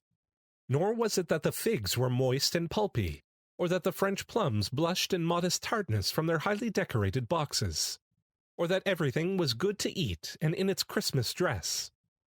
But the customers were all so hurried and so eager in the hopeful promise of the day that they tumbled up against each other at the door, crashing their wicker baskets wildly, and left their purchases upon the counter, and came running back to fetch them, and committed hundreds of the like mistakes, in the best humor possible, while the grocer and his people were so frank and fresh that the polished hearts with which they fastened their aprons behind might have been their own, worn outside for general inspection, and for Christmas daws to peck at if they chose. But soon the steeples called good people all to church and chapel, and away they came, flocking through the streets in their best clothes, and with their gayest faces. And at the same time there emerged from scores of by-streets, lanes, and nameless turnings, innumerable people, carrying their dinners to the bakers' shops. The sight of these poor revellers appeared to interest the spirit very much, for he stood with Scrooge beside him in a baker's doorway, and taking off the covers as their bearers passed, sprinkled incense on their dinners from his torch. And it was a very uncommon kind of torch, for once or twice, when there were angry words between some dinner carriers who had jostled each other, he shed a few drops of water on them from it, and their good humor was restored directly, for they said it was a shame to quarrel upon Christmas Day. And so it was. God love it, so it was. In time the bells ceased, and the bakers were shut up, and yet there was a genial shadowing forth of all these dinners and the progress of their cooking in the thawed blotch of wet above each baker's oven, where the pavement smoked as if its stones were cooking too. "Is there a peculiar flavor in what you sprinkle from your torch?" asked Scrooge. "There is. My own." "Would it apply to any kind of dinner on this day?" asked Scrooge. "To any kindly given. To a poor one most." "Why to a poor one most?" asked Scrooge. "Because it needs it most." "Spirit," said Scrooge after a moment's thought, "I wonder you, of all the beings in the many worlds about us, should desire to cramp these people's opportunities of innocent enjoyment." "I?" cried the spirit. "You would deprive them of their means of dining every 7th day, often the only day on which they can be said to dine at all," said Scrooge. "Wouldn't you?" "I?" cried the spirit. "You seek to close these places on the 7th day," said Scrooge, "and it comes to the same thing." "I seek!" exclaimed the spirit. "Forgive me if I am wrong. It has been done in your name, or at least in that of your family," said Scrooge. "There are some upon this earth of yours," returned the spirit, "who lay claim to know us, and who do their deeds of passion, pride, ill will, hatred, envy, bigotry, and selfishness in our name, who are as strange to us and all our kith and kin as if they had never lived. Remember that, and charge their doings on themselves, not us." Scrooge promised that he would, and they went on, invisible, as they had been before, into the suburbs of the town. It was a remarkable quality of the ghost, which Scrooge had observed at the baker's, that notwithstanding his gigantic size, he could accommodate himself to any place with ease, and that he stood beneath a low roof quite as gracefully and like a supernatural creature as it was possible he could have done in any lofty hall. And perhaps it was the pleasure the good spirit had in showing off this power of his, or else it was his own kind, generous, hearty nature, and his sympathy with all poor men, that led him straight to Scrooge's clerk's. For there he went, and took Scrooge with him, holding to his robe, and on the threshold of the door the spirit smiled, and stopped to bless Bob Cratchit's dwelling with the sprinkling of his torch. Think of that! Bob had but 15 bob a week himself. He pocketed on Saturdays but 15 copies of his Christian name, and yet the ghost of Christmas present blessed his 4-roomed house. Then up rose Mrs. Cratchit, Cratchit's wife, dressed out but poorly in a twice-turned gown, but brave in ribbons, which are cheap and make a goodly show for 6pence. And she laid the cloth, assisted by Belinda Cratchit, second of her daughters, also brave in ribbons, while Master Peter Cratchit plunged a fork into the saucepan of potatoes, and getting the corners of his monstrous shirt collar, Bob's private property, conferred upon his son and heir in honor of the day, into his mouth, rejoiced to find himself so gallantly attired, and yearned to show his linen in the fashionable parks.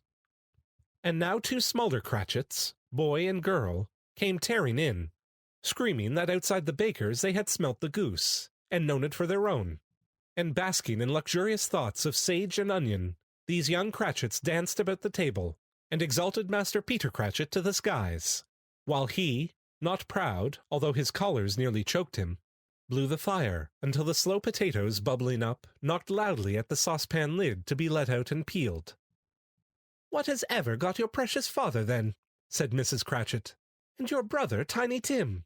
And Martha weren't as late last Christmas Day by half an hour?" "Here's Martha, mother," said a girl, appearing as she spoke. "Here's Martha, mother," cried the 2 young Cratchits. "Hurrah! There's such a goose, Martha." "Why, bless your heart alive, my dear, how late you are," said Mrs. Cratchit, kissing her a dozen times, and taking off her shawl and bonnet for her with officious zeal. "We'd a deal of work to finish up last night," replied the girl, "and had to clear away this morning, mother." "Well, never mind, so long as you are come," said Mrs. Cratchit. "Sit ye down before the fire, my dear, and have a warm. Lord bless ye." "No, no, there's father coming," cried the 2 young Cratchits, who were everywhere at once. "Hide, Martha, hide!" So Martha hid herself, and in came little Bob, the father, with at least 3 feet of comforter, exclusive of the fringe, hanging down before him, and his threadbare clothes darned up and brushed, to look seasonable, and Tiny Tim upon his shoulder. Alas, for Tiny Tim, he bore a little crutch, and had his limbs supported by an iron frame. "Why, where's our Martha?" cried Bob Cratchit, looking round. "Not coming," said Mrs. Cratchit. "Not coming," said Bob, with a sudden declension in his high spirits, for he had been Tim's blood horse all the way from church, and had come home rampant. "Not coming upon Christmas Day?" Martha didn't like to see him disappointed, if it were only in joke, so she came out prematurely from behind the closet door and ran into his arms, while the 2 young Cratchits hustled Tiny Tim and bore him off into the wash-house, that he might hear the pudding singing in the copper. "And how did little Tim behave?" asked Mrs. Cratchit, when she had rallied Bob on his credulity, and Bob had hugged his daughter to his heart's content. "As good as gold," said Bob, "and better. Somehow he gets thoughtful, sitting by himself so much, and thinks the strangest things you ever heard. He told me, coming home, that he hoped people saw him in the church, because he was a cripple, and it might be pleasant to them to remember upon Christmas Day who made lame beggars walk and blind men see." Bob's voice was tremulous when he told them this, and trembled more when he said that Tiny Tim was growing strong and hearty. His active little crutch was heard upon the floor, and back came Tiny Tim before another word was spoken, escorted by his brother and sister to his stool before the fire. And while Bob, turning up his cuffs, as if, poor fellow, They were capable of being made more shabby, compounded some hot mixture in a jug with gin and lemons, and stirred it round and put it on the hob to simmer. Master Peter and the two ubiquitous young Cratchits went to fetch the goose, with which they soon returned in high procession. Such a bustle ensued that you might have thought a goose the rarest of all birds, a feathered phenomenon, to which a black swan was a matter of course. And in truth, it was something very like it in that house. Mrs. Cratchit made the gravy, ready beforehand in a little saucepan, hissing hot. Master Peter mashed the potatoes with incredible vigor. Miss Belinda sweetened up the apple-sauce. Martha dusted the hot plates. Bob took Tiny Tim beside him in a tiny corner at the table. The two young Cratchits set chairs for everybody, not forgetting themselves, and mounting guard upon their posts, crammed spoons into their mouths, lest they should shriek for goose before their turn came to be helped. At last the dishes were set on, and grace was said. It was succeeded by a breathless pause, as Mrs. Cratchit, looking slowly all along the carving-knife, prepared to plunge it in the breast. But when she did, and when the long-expected gush of stuffing issued forth, one murmur of delight arose all round the board, and even Tiny Tim, excited by the two young Cratchits, beat on the table with the handle of his knife, and feebly cried hurrah. There never was such a goose. Bob said he didn't believe there ever was such a goose cooked. Its tenderness and flavor, size and cheapness were the themes of universal admiration. Eked out by applesauce and mashed potatoes, it was a sufficient dinner for the whole family. Indeed, as Mrs. Cratchit said with great delight, surveying one small atom of a bone upon the dish, they hadn't ate it all at last. Yet every one had had enough, and the youngest Cratchits in particular were steeped in sage and onion to the eyebrows. But now, the plates being changed by Miss Belinda, Mrs. Cratchit left the room alone, too nervous to bear witnesses, to take the pudding up and bring it in. Suppose it should not be done enough? Suppose it should break in turning out? Suppose somebody should have got over the wall of the backyard and stolen it while they were merry with the goose? A supposition at which the two young Cratchits became livid. All sorts of horrors were supposed. Hallo! A great deal of steam. The pudding was out of the copper. A smell like a washing day. That was the cloth. A smell like an eating-house and a pastry-cook's next door to each other, with a laundress's next door to that. That was the pudding. In half a minute Mrs. Cratchit entered, flushed but smiling proudly, with the pudding like a speckled cannonball, so hard and firm, blazing in half a quartern of ignited brandy, and bedight with Christmas holly stuck into the top. Oh, a wonderful pudding! Bob Cratchit said, and calmly too, that he regarded it as the greatest success achieved by Mrs. Cratchit since their marriage. Mrs. Cratchit said that now the weight was off her mind, she would confess she had had her doubts about the quantity of flour. Everybody had something to say about it, but nobody said or thought it was at all a small pudding for a large family. It would have been flat heresy to do so. Any Cratchit would have blushed to hint at such a thing. At last the dinner was all done. The cloth was cleared, the hearth swept, and the fire made up. The compound in the jug being tasted and considered perfect, apples and oranges were put upon the table, and a shovelful of chestnuts on the fire.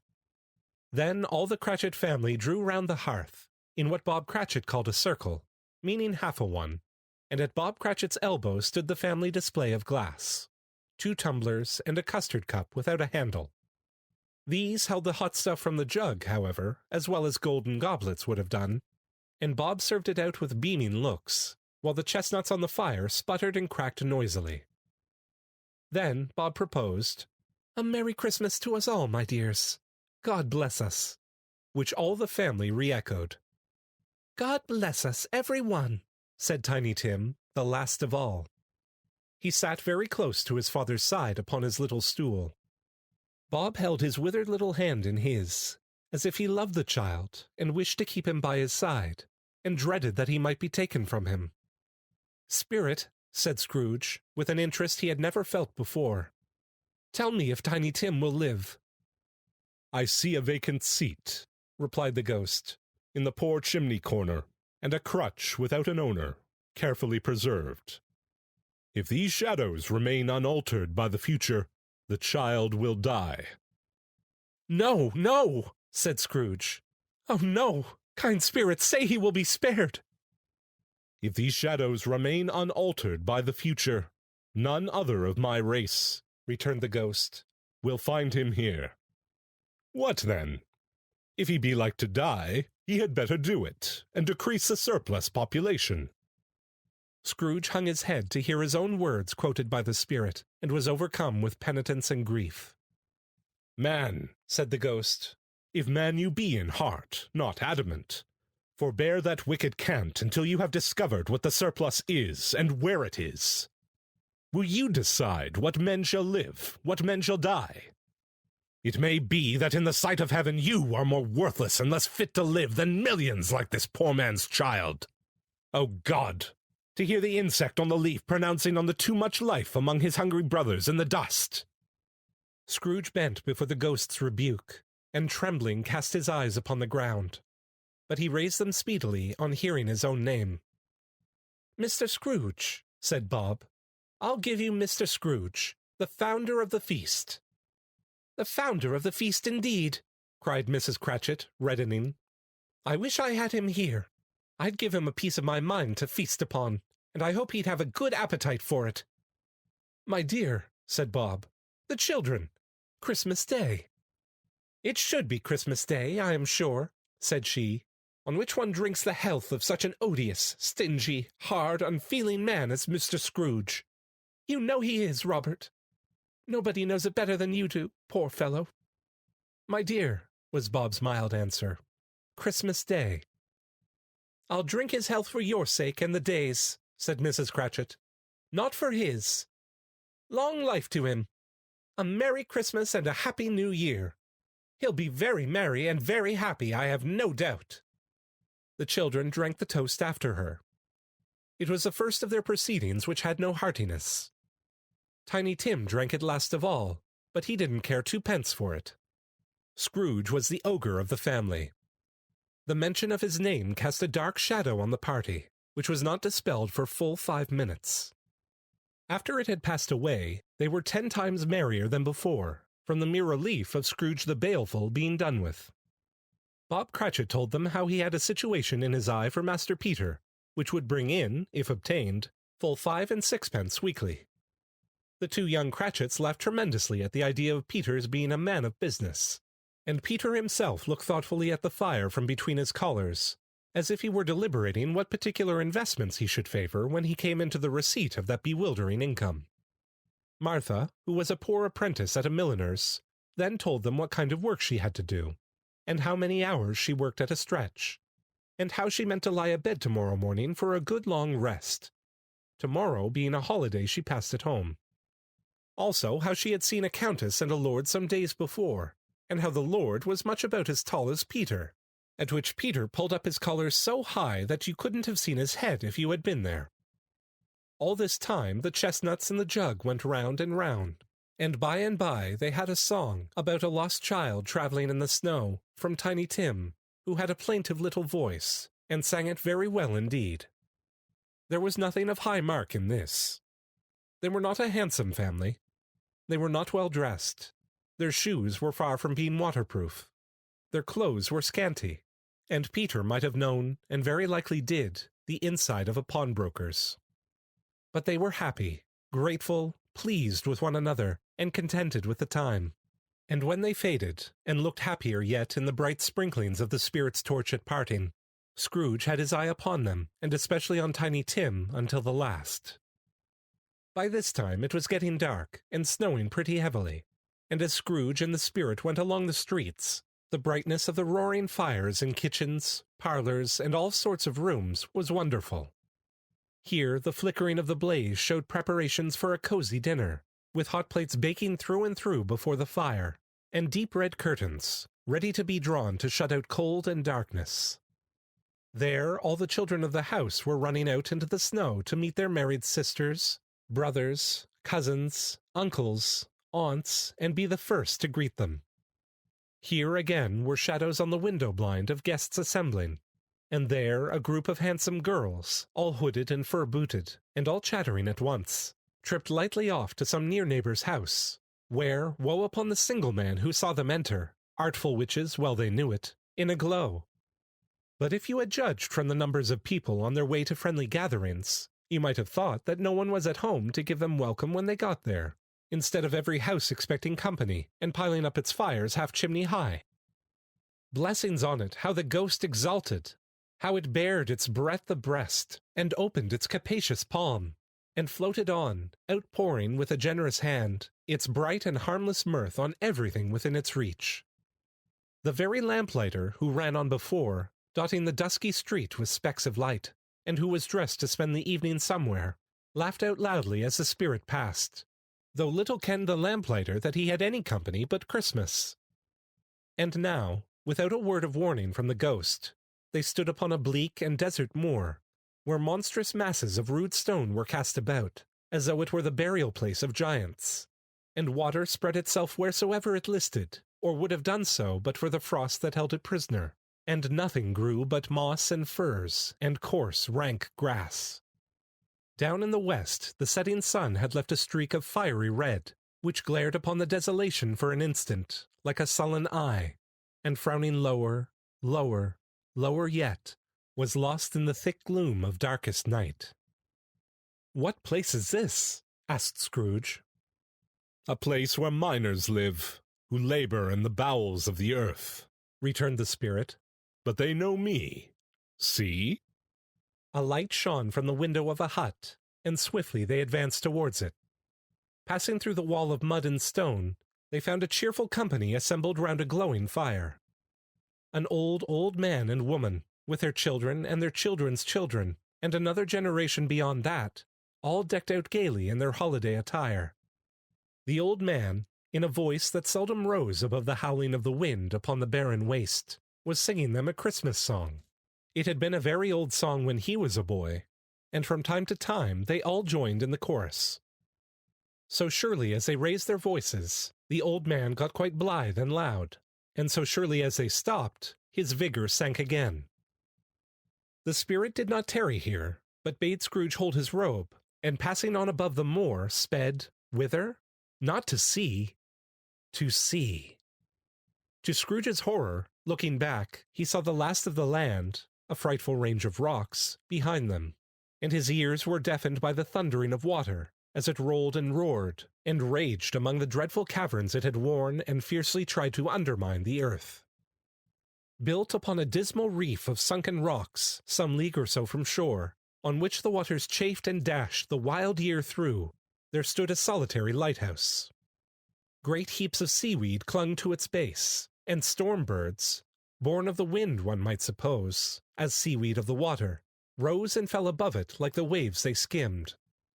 But even here, 2 men who watched the light had made a fire, that through the loophole in the thick stone wall shed out a ray of brightness on the awful sea.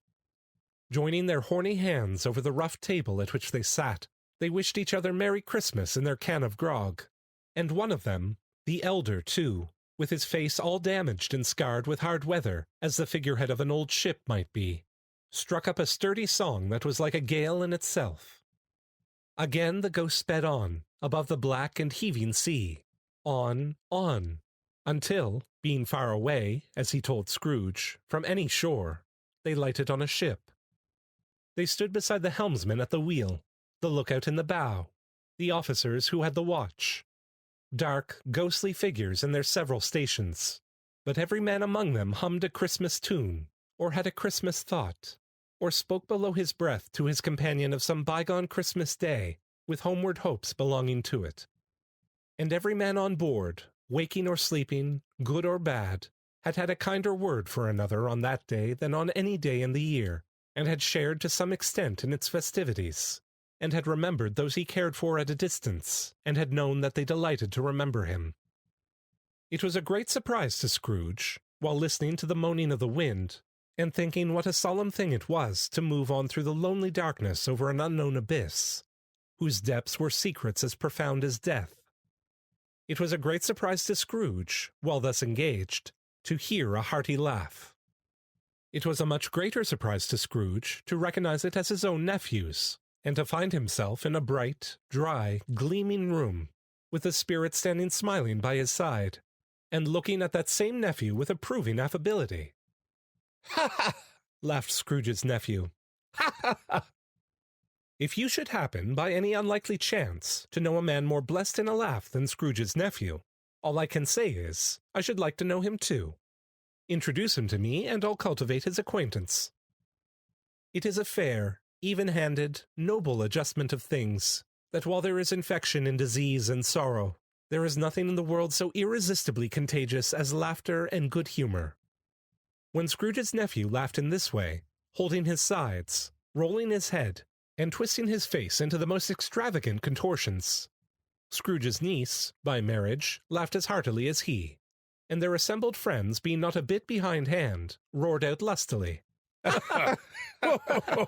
"He said that Christmas was a humbug, as I live!" cried Scrooge's nephew. "He believed it, too." "More shame for him, Fred," said Scrooge's niece, indignantly. "Bless those women. They never do anything by halves. They are always in earnest." She was very pretty, exceedingly pretty, with a dimpled, surprised-looking, capital face, a ripe little mouth that seemed made to be kissed, as no doubt it was, all kinds of good little dots about her chin that melted into one another when she laughed, and the sunniest pair of eyes you ever saw in any little creature's head. Altogether she was what you would have called provoking, you know, but perfectly satisfactory, too. Oh, perfectly satisfactory.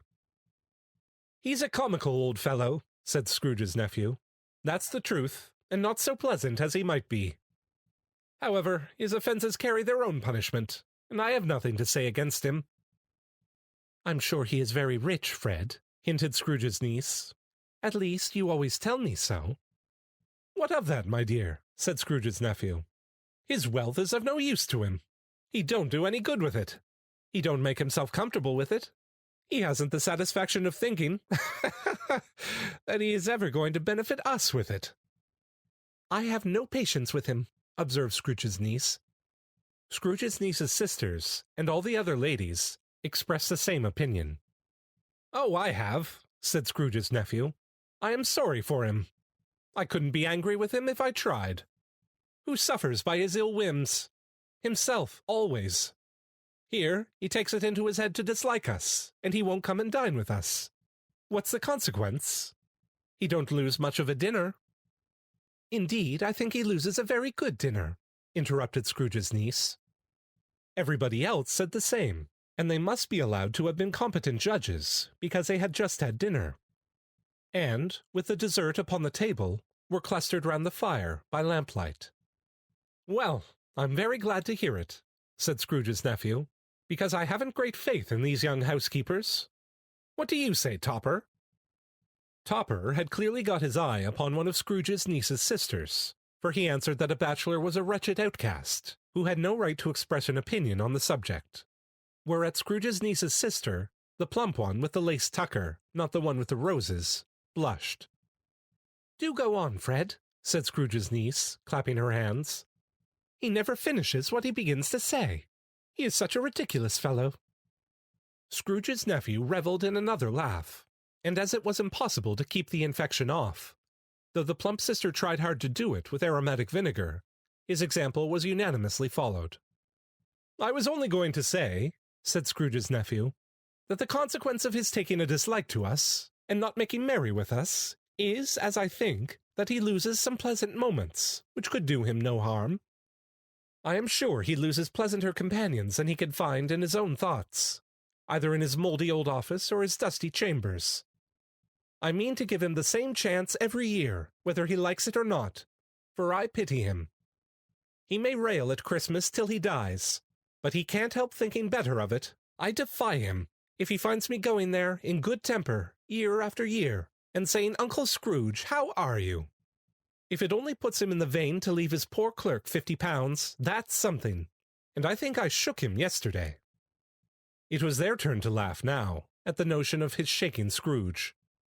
But being thoroughly good-natured, and not much caring what they laughed at, so that they laughed at any rate, he encouraged them in their merriment, and passed the bottle joyously. After tea, they had some music, for they were a musical family, and knew what they were about when they sung a glee or catch, I can assure you. especially Topper, who could growl away in the bass like a good one, and never swell the large veins in his forehead, or get red in the face over it. Scrooge's niece played well upon the harp, and played among other tunes a simple little air, a mere nothing, you might learn to whistle it in 2 minutes, which had been familiar to the child who fetched Scrooge from the boarding school, as he had been reminded by the ghost of Christmas past. When this strain of music sounded, all the things that ghost had shown him came upon his mind. He softened more and more, and thought that if he could have listened to it often, years ago, he might have cultivated the kindnesses of life for his own happiness with his own hands, without resorting to the sexton's spade that buried Jacob Marley. But they didn't devote the whole evening to music. After a while they played at forfeits, for it is good to be children sometimes, and never better than at Christmas, when its mighty founder was a child himself. Stop! There was first a game at blindman's buff. Of course there was. And I no more believe Topper was really blind than I believe he had eyes in his boots. My opinion is that it was a done thing between him and Scrooge's nephew, and that the ghost of Christmas present knew it. The way he went after that plump sister in the lace tucker was an outrage on the credulity of human nature. Knocking down the fire-irons, tumbling over the chairs, bumping against the piano, smothering himself among the curtains. Wherever she went, there went he. He always knew where the plump sister was. He wouldn't catch anybody else. If you had fallen up against him, as some of them did, on purpose, he would have made a feint of endeavoring to seize you, which would have been an affront to your understanding, and would instantly have sidled off in the direction of the plump sister. She often cried out that it wasn't fair, and it really was not. But when at last he caught her, when, in spite of all her silken rustlings and her rapid flutterings past him, he got her into a corner whence there was no escape, then his conduct was the most execrable. For his pretending not to know her, his pretending that it was necessary to touch her headdress, and further to assure himself of her identity by pressing a certain ring upon her finger and a certain chain about her neck, was vile, monstrous. No doubt she told him her opinion of it, when, another blind man being in office, they were so very confidential together behind the curtains. Scrooge's niece was not one of the blind man Buff's party, but was made comfortable with a large chair and a footstool, in a snug corner where the ghost and Scrooge were close behind her. But she joined in the forfeits, and loved her love to admiration with all the letters of the alphabet. Likewise, at the game of how, when, and where, she was very great, and to the secret joy of Scrooge's nephew, beat her sisters hollow, though they were sharp girls too, as Topper could have told you. There might have been 20 people there, young and old, but they all played, and so did Scrooge, for wholly forgetting, in the interest he had in what was going on, that his voice made no sound in their ears, he sometimes came out with his guess quite loud, and very often guessed quite right, too. For the sharpest needle, best Whitechapel, warranted not to cut in the eye, was not sharper than Scrooge, blunt as he took it in his head to be. The ghost was greatly pleased to find him in this mood, and looked upon him with such favour that he begged like a boy to be allowed to stay until the guests departed. But this, the spirit said, could not be done. "Here is a new game," said Scrooge. "1 half-hour, spirit, only one." It was a game called Yes and No, where Scrooge's nephew had to think of something, and the rest must find out what. He only answering to their questions yes or no, as the case was. The brisk fire of questioning to which he was exposed elicited from him that he was thinking of an animal, a live animal, rather a disagreeable animal, a savage animal, an animal that growled and grunted sometimes, and talked sometimes, and lived in London, and walked about the streets, and wasn't made a show of, and wasn't led by anybody, and didn't live in a menagerie, and was never killed in a market, and was not a horse, or an ass, or a cow, or a bull, or a tiger, or a dog, or a pig, or a cat, or a bear. At every fresh question that was put to him, this nephew burst into a fresh roar of laughter, and was so inexpressibly tickled that he was obliged to get up off the sofa and stamp. At last the plump sister, falling into a similar state, cried out, "I have found it out. I know what it is, Fred. I know what it is." "What is it?" cried Fred. "It's your Uncle Scrooge!" Which it certainly was. Admiration was a universal sentiment, though some objected that the reply to "Is it a bear?" ought to have been yes, inasmuch as an answer in the negative was sufficient to have diverted their thoughts from Mr. Scrooge, supposing they had ever had any tendency that way. "He has given us plenty of merriment, I am sure," said Fred, "and it would be ungrateful not to drink to his health. Here is a glass of mulled wine ready to our hand at the moment, and I say Uncle Scrooge." "Well, Uncle Scrooge," they cried. "A Merry Christmas and a Happy New Year to the old man, whatever he is," said Scrooge's nephew. "He wouldn't take it from me, but he may have it, nevertheless. Uncle Scrooge." Uncle Scrooge had imperceptibly become so gay and light of heart that he would have pledged the unconscious company in return, and thanked them in an inaudible speech, if the ghost had given him time. But the whole scene passed off in the breath of the last words spoken by his nephew, and he and the spirit were again upon their travels. Much they saw, and far they went, and many homes they visited, but always with a happy end. The spirit stood beside sick beds, and they were cheerful. On foreign lands, and they were close at home. By struggling men, and they were patient in their greater hope. By poverty, and it was rich. In almshouse, hospital, and jail, in misery's every refuge, where vain man in his little brief authority had not made fast the door and barred the spirit out, he left his blessing and taught Scrooge his precepts. It was a long night, if it were only a night, but Scrooge had his doubts of this, because the Christmas holidays appeared to be condensed into the space of time they passed together.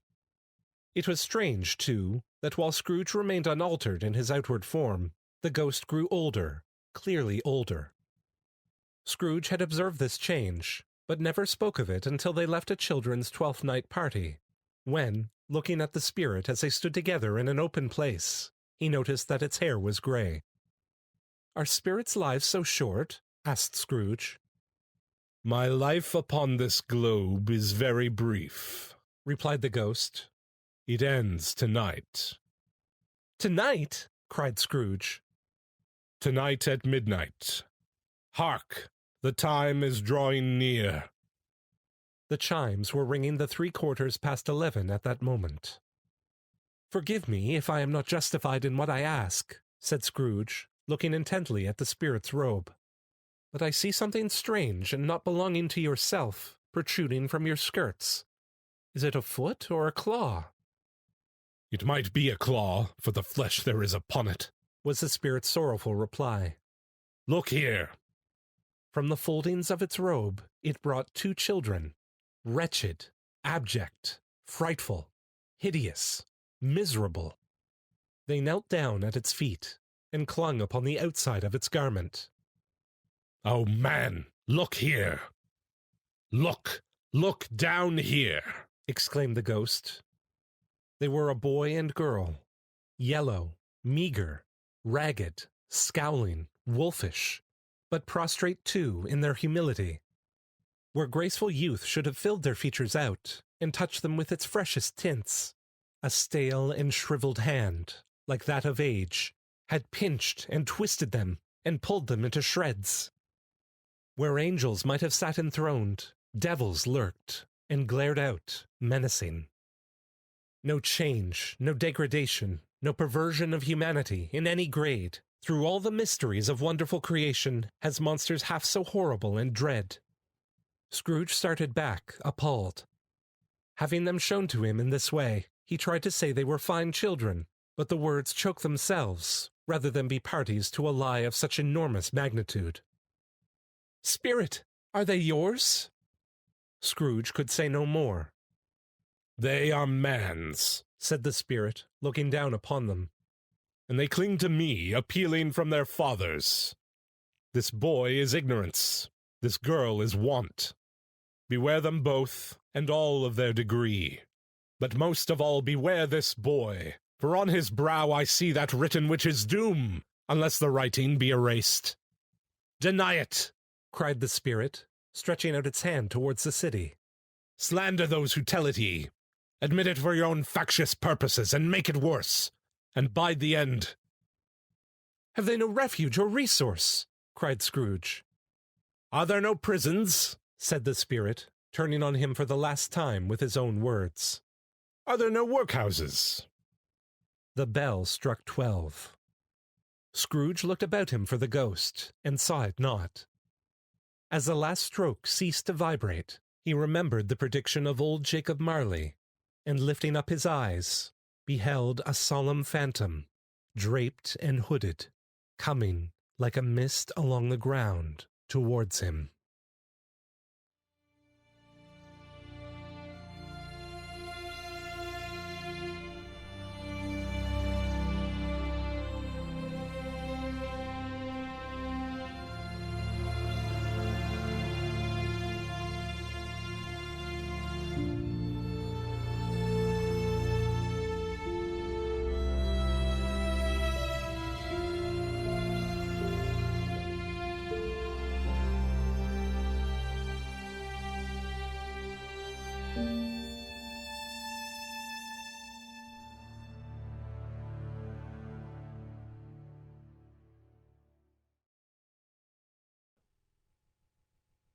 Stave 4. The Last of the Spirits.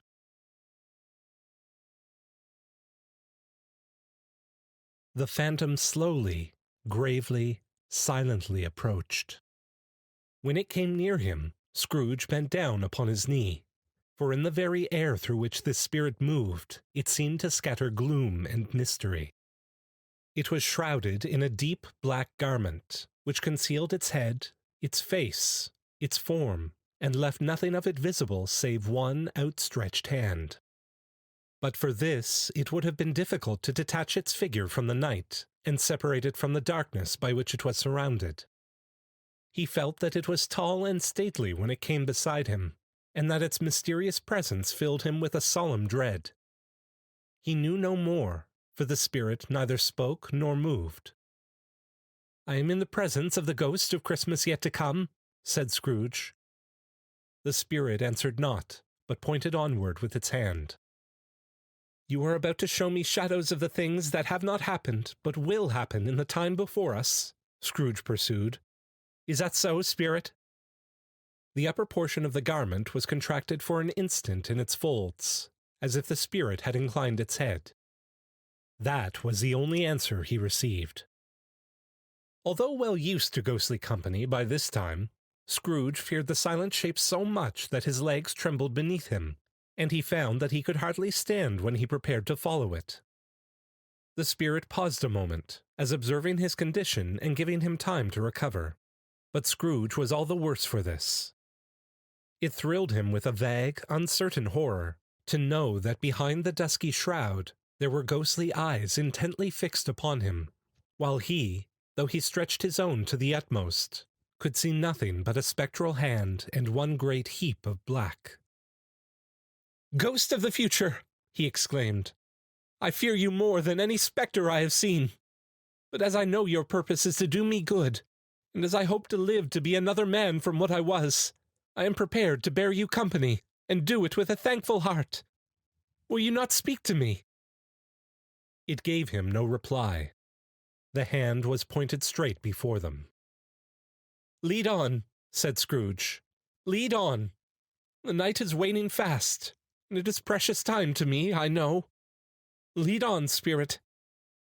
The phantom moved away as it had come towards him.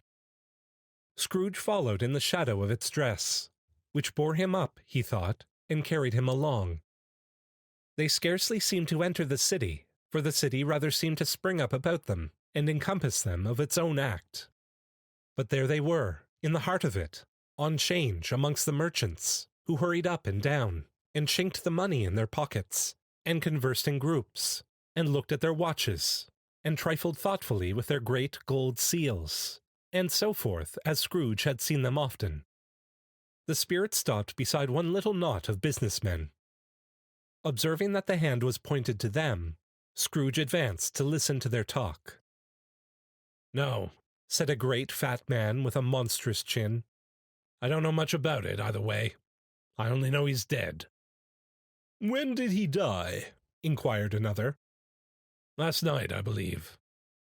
"Why, what was the matter with him?" asked a third, taking a vast quantity of snuff out of a very large snuff-box. "I thought he'd never die." "God knows," said the first with a yawn. "What has he done with his money?" asked a red-faced gentleman with a pendulous excrescence on the end of his nose that shook like the gills of a turkey-cock. "I haven't heard," said the man with the large chin, yawning again. "Left it to his company, perhaps. He hasn't left it to me, that's all I know." This pleasantry was received with a general laugh. "It's likely to be a very cheap funeral," said the same speaker, "for upon my life I don't know of anybody to go to it. Suppose we make up a party and volunteer?" "I don't mind going if a lunch is provided," observed the gentleman with the excrescence on his nose. "But I must be fed if I make one." Another laugh. "Well, I am the most disinterested among you, after all," said the first speaker, "for I never wear black gloves, and I never eat lunch. But I'll offer to go, if anybody else will. When I come to think of it, I'm not at all sure that I wasn't his most particular friend, for we used to stop and speak whenever we met. Bye-bye." Speakers and listeners strolled away, and mixed with other groups. Scrooge knew the men, and looked towards the spirit for an explanation. The phantom glided on into a street. Its finger pointed to two persons meeting. Scrooge listened again, thinking that the explanation might lie here. He knew these men also, perfectly. They were men of business, very wealthy and of great importance. He had made a point of always standing well in their esteem. In a business point of view, that is, strictly in a business point of view. "How are you?" said one. "How are you?" returned the other. "Well," said the first, "Old Scratch has got his own at last, eh?" "So I am told," returned the second. "Cold, isn't it?" "Seasonable for Christmas time. You're not a skater, I suppose?" "No, no. Something else to think of. Good morning." Not another word. That was their meeting, their conversation, and their parting. Scrooge was at first inclined to be surprised that the spirit should attach importance to conversations apparently so trivial, but feeling assured that they must have some hidden purpose, he set himself to consider what it was likely to be. They could scarcely be supposed to have any bearing on the death of Jacob, his old partner, for that was past, and this ghost's province was the future. Nor could he think of any one immediately connected with himself to whom he could apply them. But nothing doubting that to whomsoever they applied, they had some latent moral for his own improvement, he resolved to treasure up every word he heard, and everything he saw, and especially to observe the shadow of himself when it appeared. For he had an expectation that the conduct of his future self would give him the clue he missed, and would render the solution of these riddles easy. He looked about in that very place for his own image, but another man stood in his accustomed corner. And though the clock pointed to his usual time of day for being there, he saw no likeness of himself among the multitudes that poured in through the porch. It gave him little surprise, however, for he had been revolving in his mind a change of life, and thought and hoped he saw his newborn resolutions carried out in this. Quiet and dark, beside him stood the phantom, with its outstretched hand. When he roused himself from his thoughtful quest, he fancied from the turn of the hand, and its situation in reference to himself, that the unseen eyes were looking at him keenly. It made him shudder and feel very cold. They left the busy scene and went into an obscure part of the town where Scrooge had never penetrated before, although he recognized its situation and its bad repute. The ways were foul and narrow, the shops and houses wretched, the people half-naked, drunken, slipshod, ugly. Alleys and archways, like so many cesspools, disgorged their offences of smell and dirt and life upon the straggling streets, and the whole quarter reeked with crime, with filth, and misery. Far in this den of infamous resort, there was a low-browed, beetling shop, below a penthouse roof, where iron, old rags, bottles, bones, and greasy offal were bought. Upon the floor within were piled up heaps of rusty keys, nails, chains, hinges, files, scales, weights, and refuse iron of all kinds. Secrets that few would like to scrutinize were bred and hidden in mountains of unseemly rags, masses of corrupted fat, and sepulchres of bones. Sitting in among the wares he dealt in, by a charcoal stove made of old bricks, was a gray-haired rascal, nearly 70 years of age, who had screened himself from the cold air without by a frowsy curtaining of miscellaneous tatters hung upon a line, and smoked his pipe in all the luxury of calm retirement. Scrooge and the Phantom came into the presence of this man just as a woman with a heavy bundle slunk into the shop. But she had scarcely entered when another woman, similarly laden, came in too, and she was closely followed by a man in faded black, who was no less startled by the sight of them than they had been upon the recognition of each other. After a short period of blank astonishment, in which the old man with the pipe had joined them, they all three burst into a laugh. "Let the charwoman alone to be the first," cried she who had entered first. "Let the laundress alone to be the second, and let the undertaker's man alone to be the third. Look here, old Joe, here's a chance. If we haven't all three met here without meaning it." "You couldn't have met in a better place," said old Joe, removing his pipe from his mouth. "Come into the parlor. You were made free of it long ago, you know, and the other two ain't strangers. Stop till I shut the door of the shop. Ah, how it squeaks. There ain't such a rusty bit of metal in the place as its own hinges, I believe, and I'm sure there's no such old bones here as mine. Ha ha! We're all suitable to our calling. We're well matched. Come into the parlor, come into the parlor." The parlor was a space behind the screen of rags. The old man raked the fire together with an old stair-rod, and having trimmed his smoky lamp, for it was night, with the stem of his pipe, put it in his mouth again. While he did this, the woman who had already spoken threw her bundle on the floor, and sat down in a flaunting manner on a stool, crossing her elbows on her knees, and looking with a bold defiance at the other two. "What odds, then? What odds, Mrs. Dilber?" said the woman. "Every person has a right to take care of themselves. He always did." "That's true indeed," said the laundress. "No man more so." "Why, then, don't stand staring as if you was afraid, woman. Who's the wiser? We're not going to pick holes in each other's coats, I suppose." No, indeed, said Mrs. Dilber and the man together. We should hope not. "Very well, then," cried the woman. "That's enough. Who's the worse for the loss of a few things like these? Not a dead man, I suppose." "No, indeed," said Mrs. Dilber, laughing. "If he wanted to keep him after he was dead, a wicked old screw," pursued the woman, "why wasn't he natural in his lifetime? If he had been, he'd have had somebody to look after him when he was struck with death, instead of lying gasping out his last there, alone by himself." "It's the truest word that ever was spoke," said Mrs. Dilber. "It's a judgment on him." "I wish it was a little heavier judgment," replied the woman. "And it should have been, you may depend upon it, if I could have laid my hands on anything else. Open that bundle, old Joe, and let me know the value of it. Speak out plain. I'm not afraid to be the first, nor afraid for them to see it. We know pretty well that we were helping ourselves before we met here, I believe. It's no sin. Open the bundle, Joe." But the gallantry of her friends would not allow of this, and the man in faded black, mounting the breach first, produced his plunder. It was not extensive. A seal or two, a pencil case, a pair of sleeve buttons, and a brooch of no great value were all. They were severally examined and appraised by old Joe, who chalked the sums he was disposed to give for each upon the wall, and added them up into a total when he found there was nothing more to come. "That's your account," said Joe, "and I wouldn't give another 6pence if I was to be boiled for not doing it. Who's next?" Mrs. Dilber was next.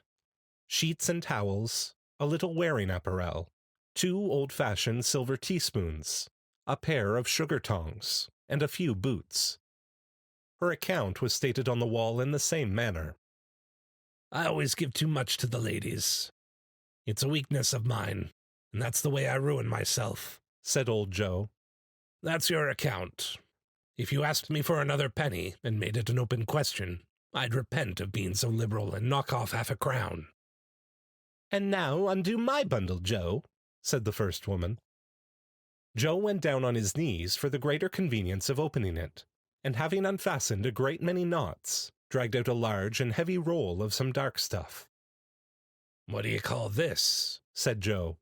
"Bed curtains." "Ah," returned the woman, laughing and leaning forward on her crossed arms. "Bed curtains." "You don't mean to say you took him down, rings and all, with him lying there?" said Joe. "Yes, I do," replied the woman. "Why not?" "You were born to make your fortune," said Joe. "and you'll certainly do it." "I certainly shan't hold my hand when I can get anything in it by reaching it out, for the sake of such a man as he was, I promise you, Joe," returned the woman coolly. "Don't drop that oil upon the blankets now." "His blankets?" asked Joe. "Whose else's, do you think?" replied the woman. "He isn't likely to take cold without him, I dare say." "I hope he didn't die of anything catching, eh?" said old Joe, stopping in his work and looking up. "Don't you be afraid of that," returned the woman. "I ain't so fond of his company that I'd loiter about him for such things if he did. Ah, you may look through that shirt till your eyes ache, but you won't find a hole in it, nor a threadbare place. It's the best he had, and a fine one, too. They'd have wasted it if it hadn't been for me." "What do you call wasting of it?" asked old Joe. "Putting it on him to be buried in, to be sure," replied the woman with a laugh. "Somebody was fool enough to do it, but I took it off again. If calico ain't good enough for such a purpose, it isn't good enough for anything. It's quite as becoming to the body. He can't look uglier than he did in that one." Scrooge listened to this dialogue in horror. As they sat grouped about their spoil, in the scanty light afforded by the old man's lamp, he viewed them with a detestation and disgust which could hardly have been greater, though they had been obscene demons, marketing the corpse itself. "Ha ha!" laughed the same woman, when old Joe, producing a flannel bag with money in it, told out their several gains upon the ground. "This is the end of it, you see. He frightened every one away from him when he was alive, to profit us when he was dead. Ha ha ha!" "Spirit," said Scrooge, shuddering from head to foot. I see! The case of this unhappy man might be my own. My life tends that way now. Merciful heaven, what is this?" He recoiled in terror, for the scene had changed, and now he almost touched a bed. A bare, uncurtained bed, on which, beneath a ragged sheet, there lay a something covered up, which, though it was dumb, announced itself in awful language. The room was very dark, too dark to be observed with any accuracy, though Scrooge glanced round it in obedience to a secret impulse, anxious to know what kind of room it was. A pale light, rising in the outer air, fell straight upon the bed, and on it, plundered and bereft, unwatched, unwept, uncared for, was the body of this man. Scrooge glanced towards the phantom. Its steady hand was pointed to the head. The cover was so carelessly adjusted that the slightest raising of it, the motion of a finger upon Scrooge's part, would have disclosed the face. He thought of it, felt how easy it would be to do, and longed to do it, but had no more power to withdraw the veil than to dismiss the spectre at his side. "O cold, cold, rigid, dreadful death, set up thine altar here, and dress it with such terrors as thou hast at thy command, for this is thy dominion. But of the loved, revered, and honored head, thou canst not turn one hair to thy dread purposes, or make one feature odious. It is not that the hand is heavy and will fall down when released. It is not that the heart and pulse are still, but that the hand was open, generous, and true, the heart brave, warm, and tender, and the pulse a man's. Strike, shadow, strike! and see his good deeds springing from the wound, to sow the world with life immortal."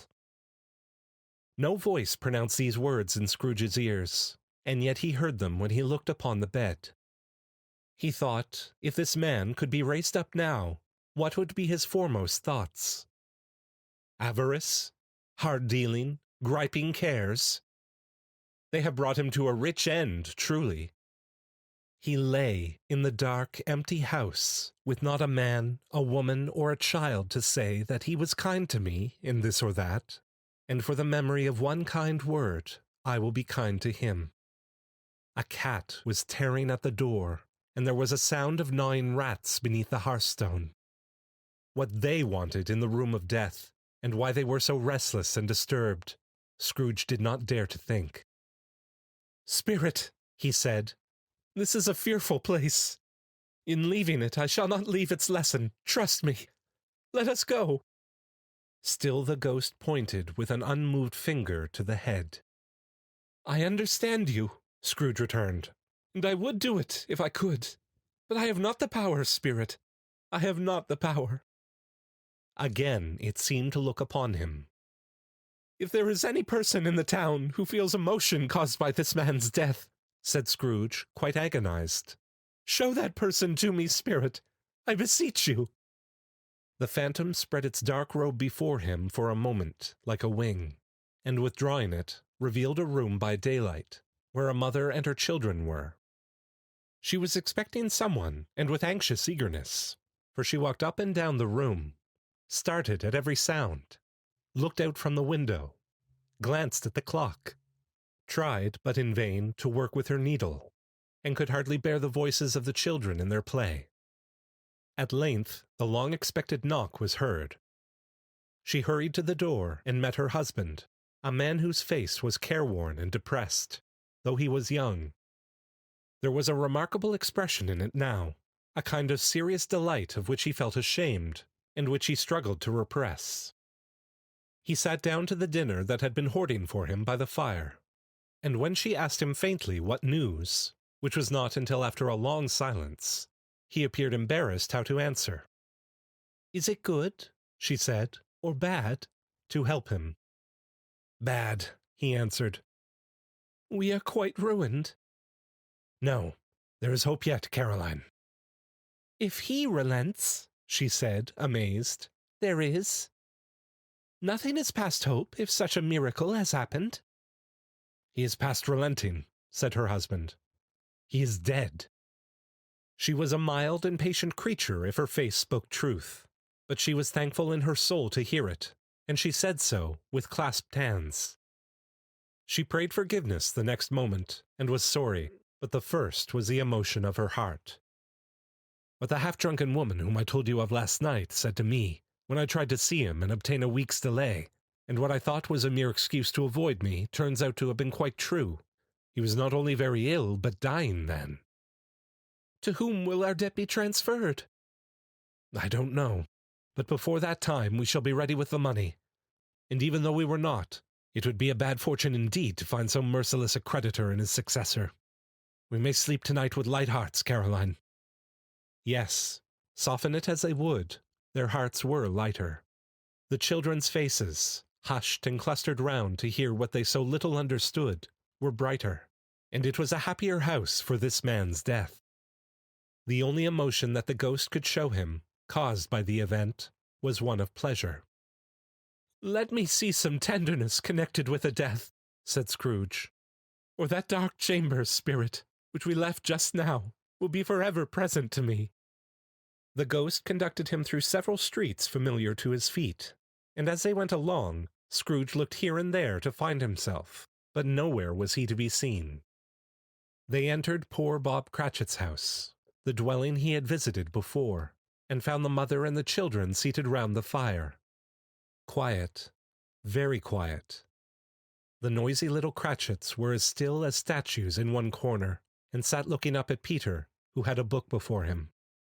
The mother and her daughters were engaged in sewing, but surely they were very quiet. And he took a child and set him in the midst of them. Where had Scrooge heard those words? He had not dreamed them. The boy must have read them out as he and the spirit crossed the threshold.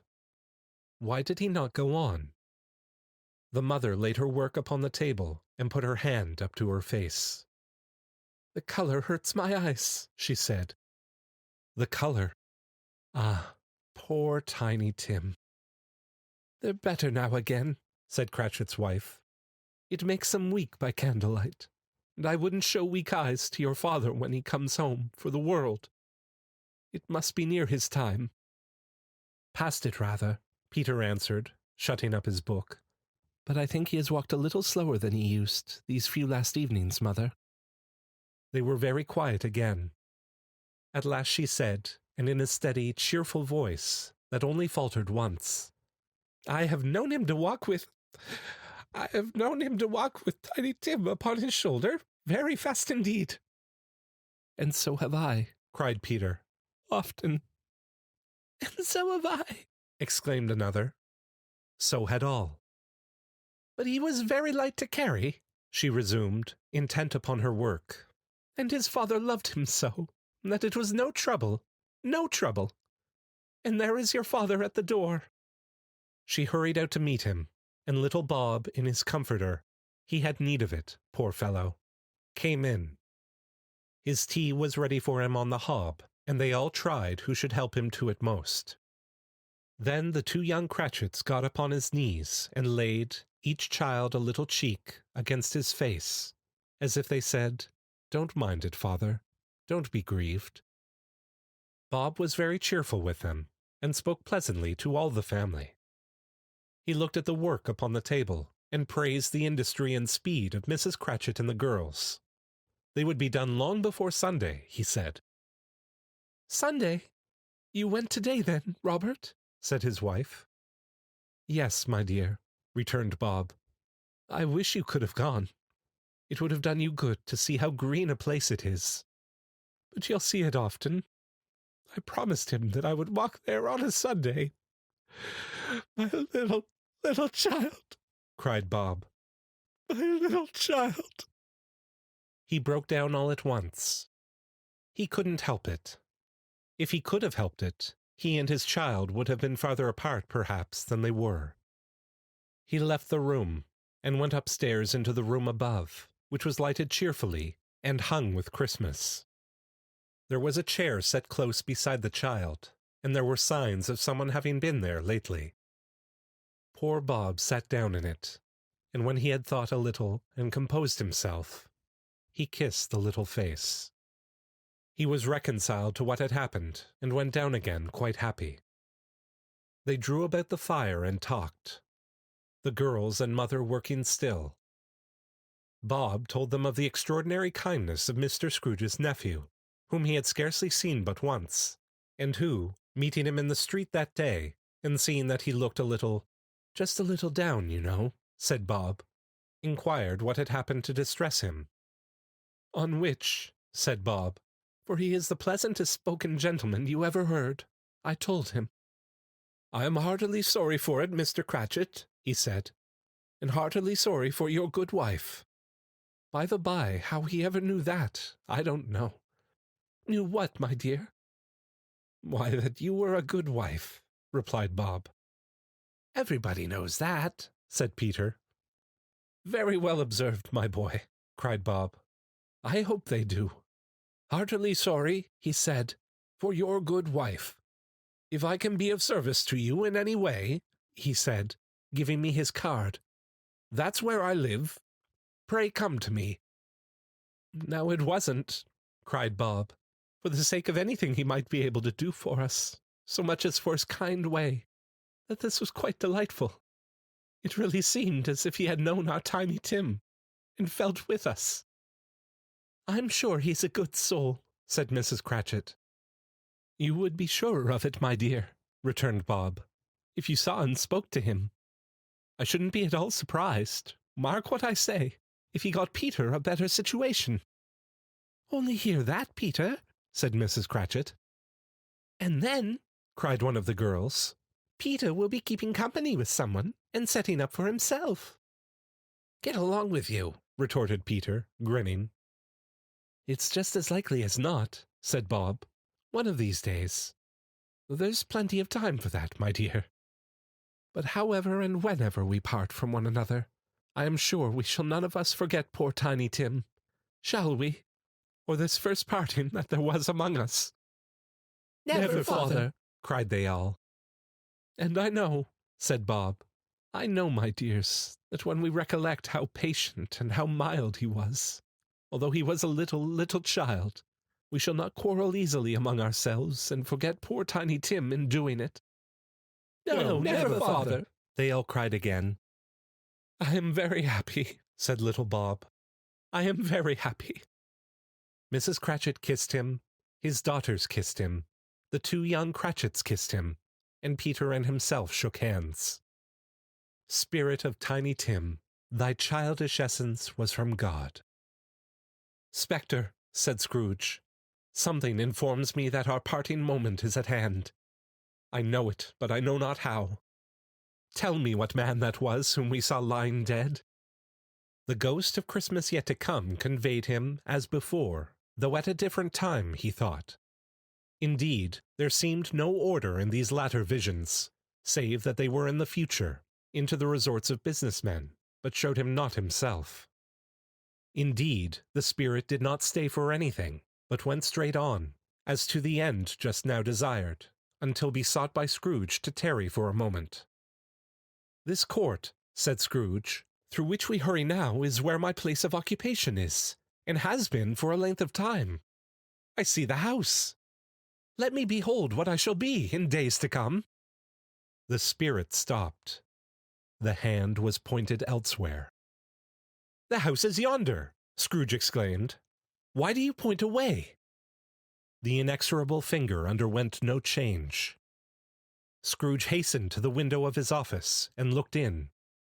It was an office still, but not his. The furniture was not the same, and the figure in the chair was not himself. The phantom pointed as before. He joined it once again, and wondering why and whither he had gone, accompanied it until they reached an iron gate. He paused to look round before entering. A churchyard. Here, then, the wretched man whose name he had now to learn lay underneath the ground. It was a worthy place, walled in by houses, overrun by grass and weeds, the growth of vegetation's death, not life, choked up with too much burying, fat with repleted appetite. A worthy place. The spirit stood among the graves and pointed down to one. He advanced towards it, trembling.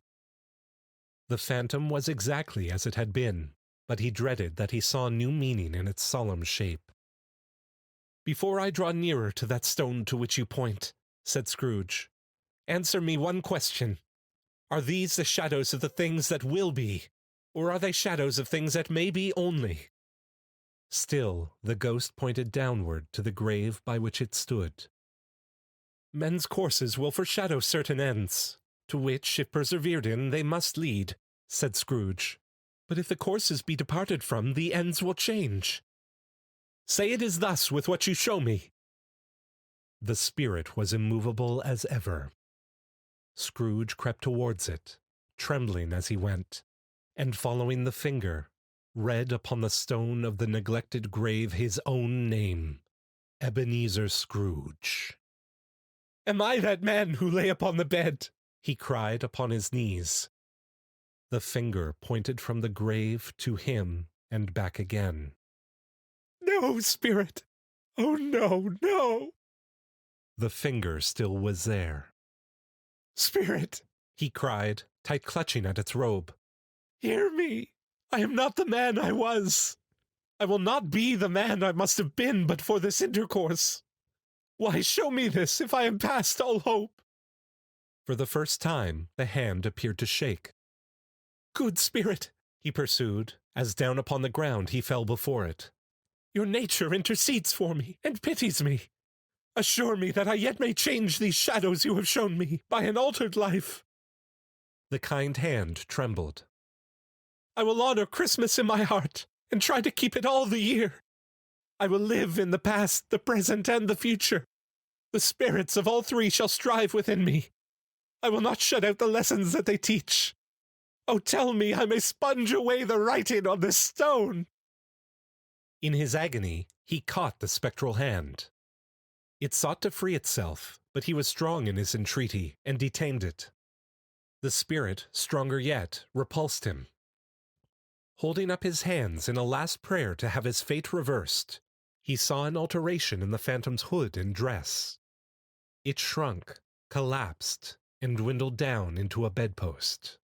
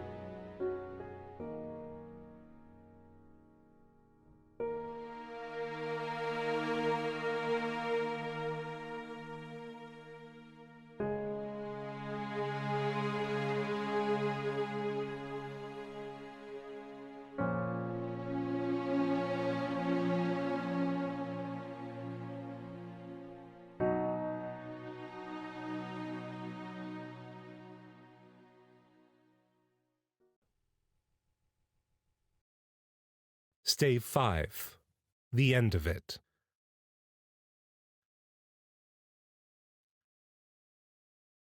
Yes, and the bedpost was his own.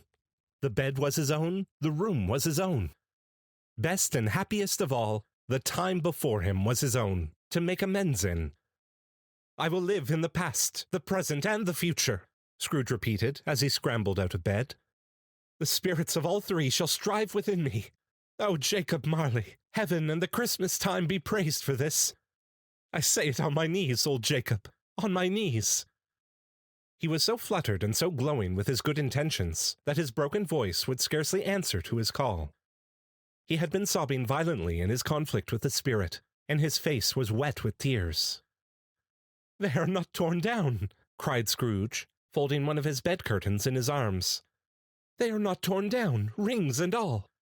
They are here. I am here. The shadows of the things that would have been may be dispelled." "They will be. I know they will." His hands were busy with his garments all this time, turning them inside out, putting them on upside down, tearing them, mislaying them, making them parties to every kind of extravagance. "I don't know what to do," cried Scrooge, laughing and crying in the same breath, and making a perfect lalcoon of himself with his stockings. "I am as light as a feather. I am as happy as an angel. I am as merry as a schoolboy. I am as giddy as a drunken man. A Merry Christmas to everybody. A Happy New Year to all the world. Hello here. Ooh, hello." He had frisked into the sitting room, and was now standing there perfectly winded. "There's the saucepan that the gruel was in," cried Scrooge, starting off again and going round the fireplace. "There's the door by which the ghost of Jacob Marley entered. There's the corner where the ghost of Christmas Present sat. There's the window where I saw the wandering spirits.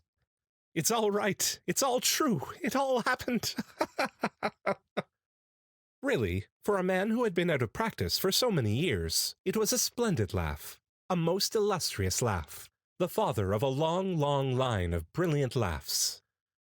"I don't know what day of the month it is," said Scrooge. "I don't know how long I've been among the spirits. I don't know anything. I'm quite a baby. Never mind, I don't care. I'd rather be a baby. Hello, whoop, hello here."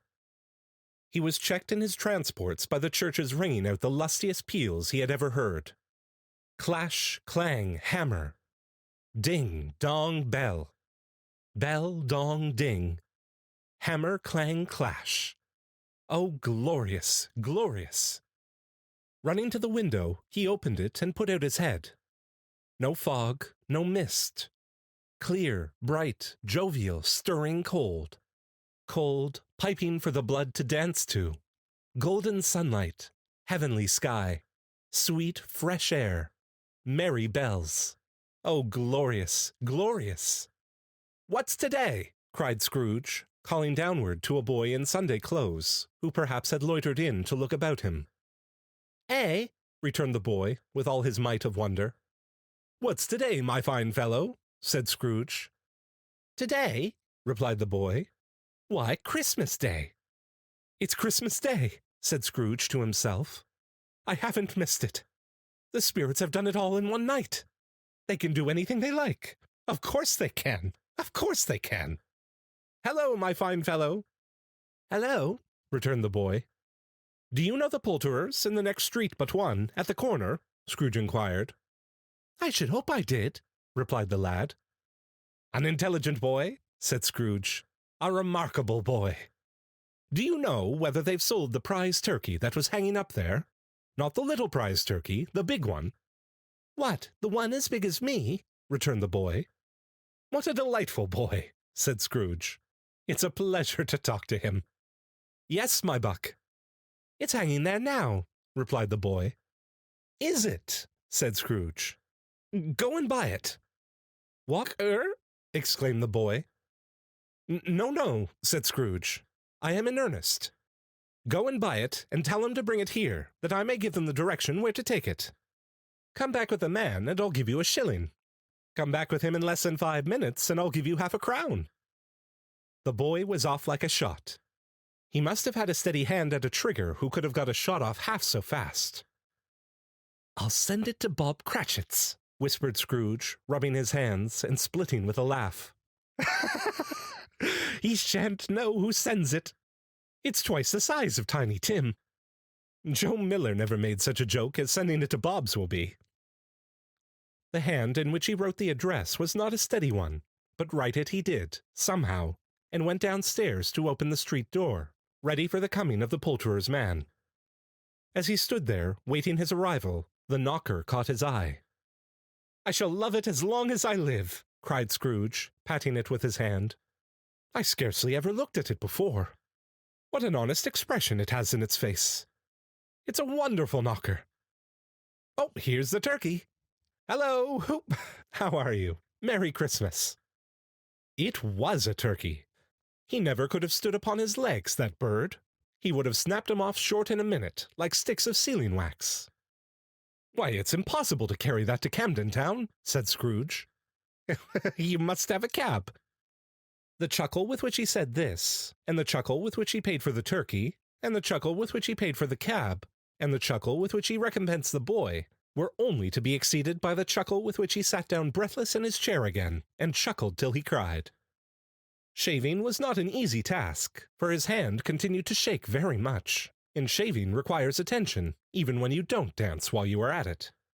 But if he had cut the end of his nose off, he would have put a piece of sticking plaster over it and been quite satisfied. He dressed himself all in his best, and at last got out into the streets. The people were by this time pouring forth, as he had seen them with the ghost of Christmas present, and walking with his hands behind him, Scrooge regarded every one with a delighted smile. He looked so irresistibly pleasant, in a word, that 3 or 4 good-humoured fellows said, "Good morning, sir. A Merry Christmas to you." And Scrooge said often afterwards that of all the blithe sounds he had ever heard, those were the blithest in his ears. He had not gone far when, coming on towards him, he beheld the portly gentleman who had walked into his counting-house the day before, and said, "Scrooge and Marley's, I believe." It sent a pang across his heart to know how this old gentleman would look upon him when they met, but he knew what path lay straight before him, and he took it. "My dear sir," said Scrooge, quickening his pace and taking the old gentleman by both his hands, "how do you do? I hope you succeeded yesterday. It was very kind of you. A Merry Christmas to you, sir." "Mr. Scrooge?" "Yes," said Scrooge. "That is my name, and I fear it may not be pleasant to you. Allow me to ask your pardon, and will you have the goodness—" Here Scrooge whispered in his ear. "Lord bless me!" cried the gentleman, as if his breath were taken away. "My dear Mr. Scrooge, are you serious?" "If you please," said Scrooge. "Not a farthing less. A great many back payments are included in it, I assure you. Will you do me that favor?" "My dear sir," said the other, shaking hands with him, I don't know what to say to such munificence. Don't say anything, please, retorted Scrooge. Come and see me. Will you come and see me? I will, cried the old gentleman, and it was clear he meant to do it. Thank ye, said Scrooge. I am much obliged to you. I thank you 50 times. Bless you. He went to church, and walked about the streets, and watched the people hurrying to and fro, and patted children on the head, and questioned beggars, and looked down into the kitchens of houses and up to the windows, and found that everything could yield him pleasure. He had never dreamed that any walk, that anything, could give him so much happiness. In the afternoon, he turned his steps towards his nephew's house. He passed the door a dozen times before he had the courage to go up and knock, but he made a dash and did it. "Is your master at home, my dear?" said Scrooge to the girl. Nice girl, very. "Yes, sir." "Where is he, my love?" said Scrooge. "He's in the dining room, sir, along with mistress. I'll show you upstairs, if you please." "Thank ye. He knows me," said Scrooge, with his hand already on the dining room lock. "I'll go in here, my dear." He turned it gently and sidled his face in round the door. They were looking at the table, which was spread out in great array, for these young housekeepers are always nervous on such points, and like to see that everything is right. "Fred!" said Scrooge. Dear heart alive, how his niece by marriage started! Scrooge had forgotten, for the moment, about her sitting in the corner with the footstool, or he wouldn't have done it on any account. "Why, bless my soul!" cried Fred. "Who's that?" "It's I, your Uncle Scrooge. I've come to dinner. Will you let me in, Fred?" Let him in? It is a mercy he didn't shake his arm off. He was at home in 5 minutes. Nothing could be heartier. His niece looked just the same. So did Topper when he came. So did the plump sister when she came. So did everyone when they came.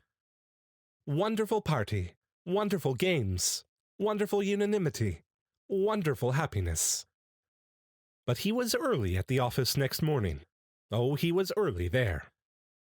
If he could only be there first and catch Bob Cratchit coming late, that was the thing he had his heart set upon. And he did it. Yes, he did. The clock struck 9. No Bob. A quarter past. No Bob. He was full 18 minutes and a half behind his time. Scrooge sat with his door wide open, that he might see him come into the tank. His hat was off before he opened the door, his comforter too. He was on his stool in a jiffy, driving away with his pen as if he were trying to overtake 9 o'clock. "Hallo," growled Scrooge in his accustomed voice, as near as he could feign it. "What do you mean by coming here at this time of day?" "I am very sorry, sir," said Bob. "I am behind my time." "You are," repeated Scrooge. "Yes, I think you are. Step this way, sir, if you please." "It's only once a year, sir," pleaded Bob, appearing from the tank. "It shall not be repeated. I was making rather merry yesterday, sir." "Now I'll tell you what, my friend," said Scrooge. "I'm not going to stand this sort of thing any longer. And therefore," he continued, leaping from his stool and giving Bob such a dig in the waistcoat that he staggered back into the tank again, "and therefore I am about to raise your salary." Bob trembled and got a little nearer to the ruler. He had a momentary idea of knocking Scrooge down with it, holding him, and calling to the people in the court for help and a strait waistcoat. "A Merry Christmas, Bob," said Scrooge, with an earnestness that could not be mistaken, as he clapped him on the back. "A merrier Christmas, Bob, my good fellow, than I have given you for many a year. I'll raise your salary, and endeavor to assist your struggling family, and we will discuss your affairs this very afternoon over a Christmas bowl of smoking bishop, Bob. Make up the fires, and buy another coal scuttle before you dot another I, Bob Cratchit."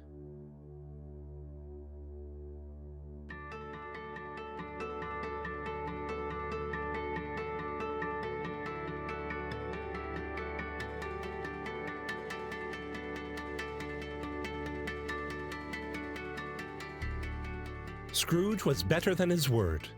He did it all, and infinitely more. And to Tiny Tim, who did not die, he was a second father. He became as good a friend, as good a master, and as good a man as the good old city knew, or any other good old city, town, or borough in the good old world. Some people laughed to see the alteration in him, but he let them laugh and little heeded them, for he was wise enough to know that nothing ever happened on this globe for good at which some people did not have their fill of laughter in the outset. And knowing that such as these would be blind anyway, he thought it quite as well that they should wrinkle up their eyes in grins as have the melody in less attractive forms. His own heart laughed, and that was quite enough for him. He had no further intercourse with spirits, but lived upon the total abstinence principle ever afterwards. And it was always said of him that he knew how to keep Christmas well, if any man alive possessed the knowledge. May that be truly said of us, and all of us. And so, as Tiny Tim observed, God bless us, every one.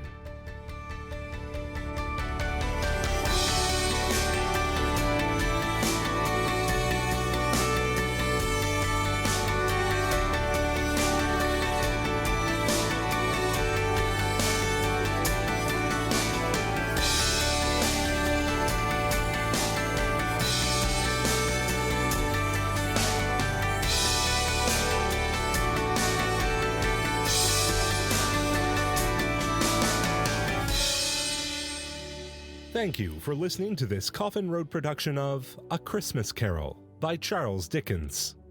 Read and produced by Ryan Marshall. Music by Nicholas Judy of Dark Fantasy Studio. Photography by Joanna Kaczynska. The full catalog of Coffin Road audiobook releases is available at coffinroad.bandcamp.com. Thank you once again for listening to Coffin Road.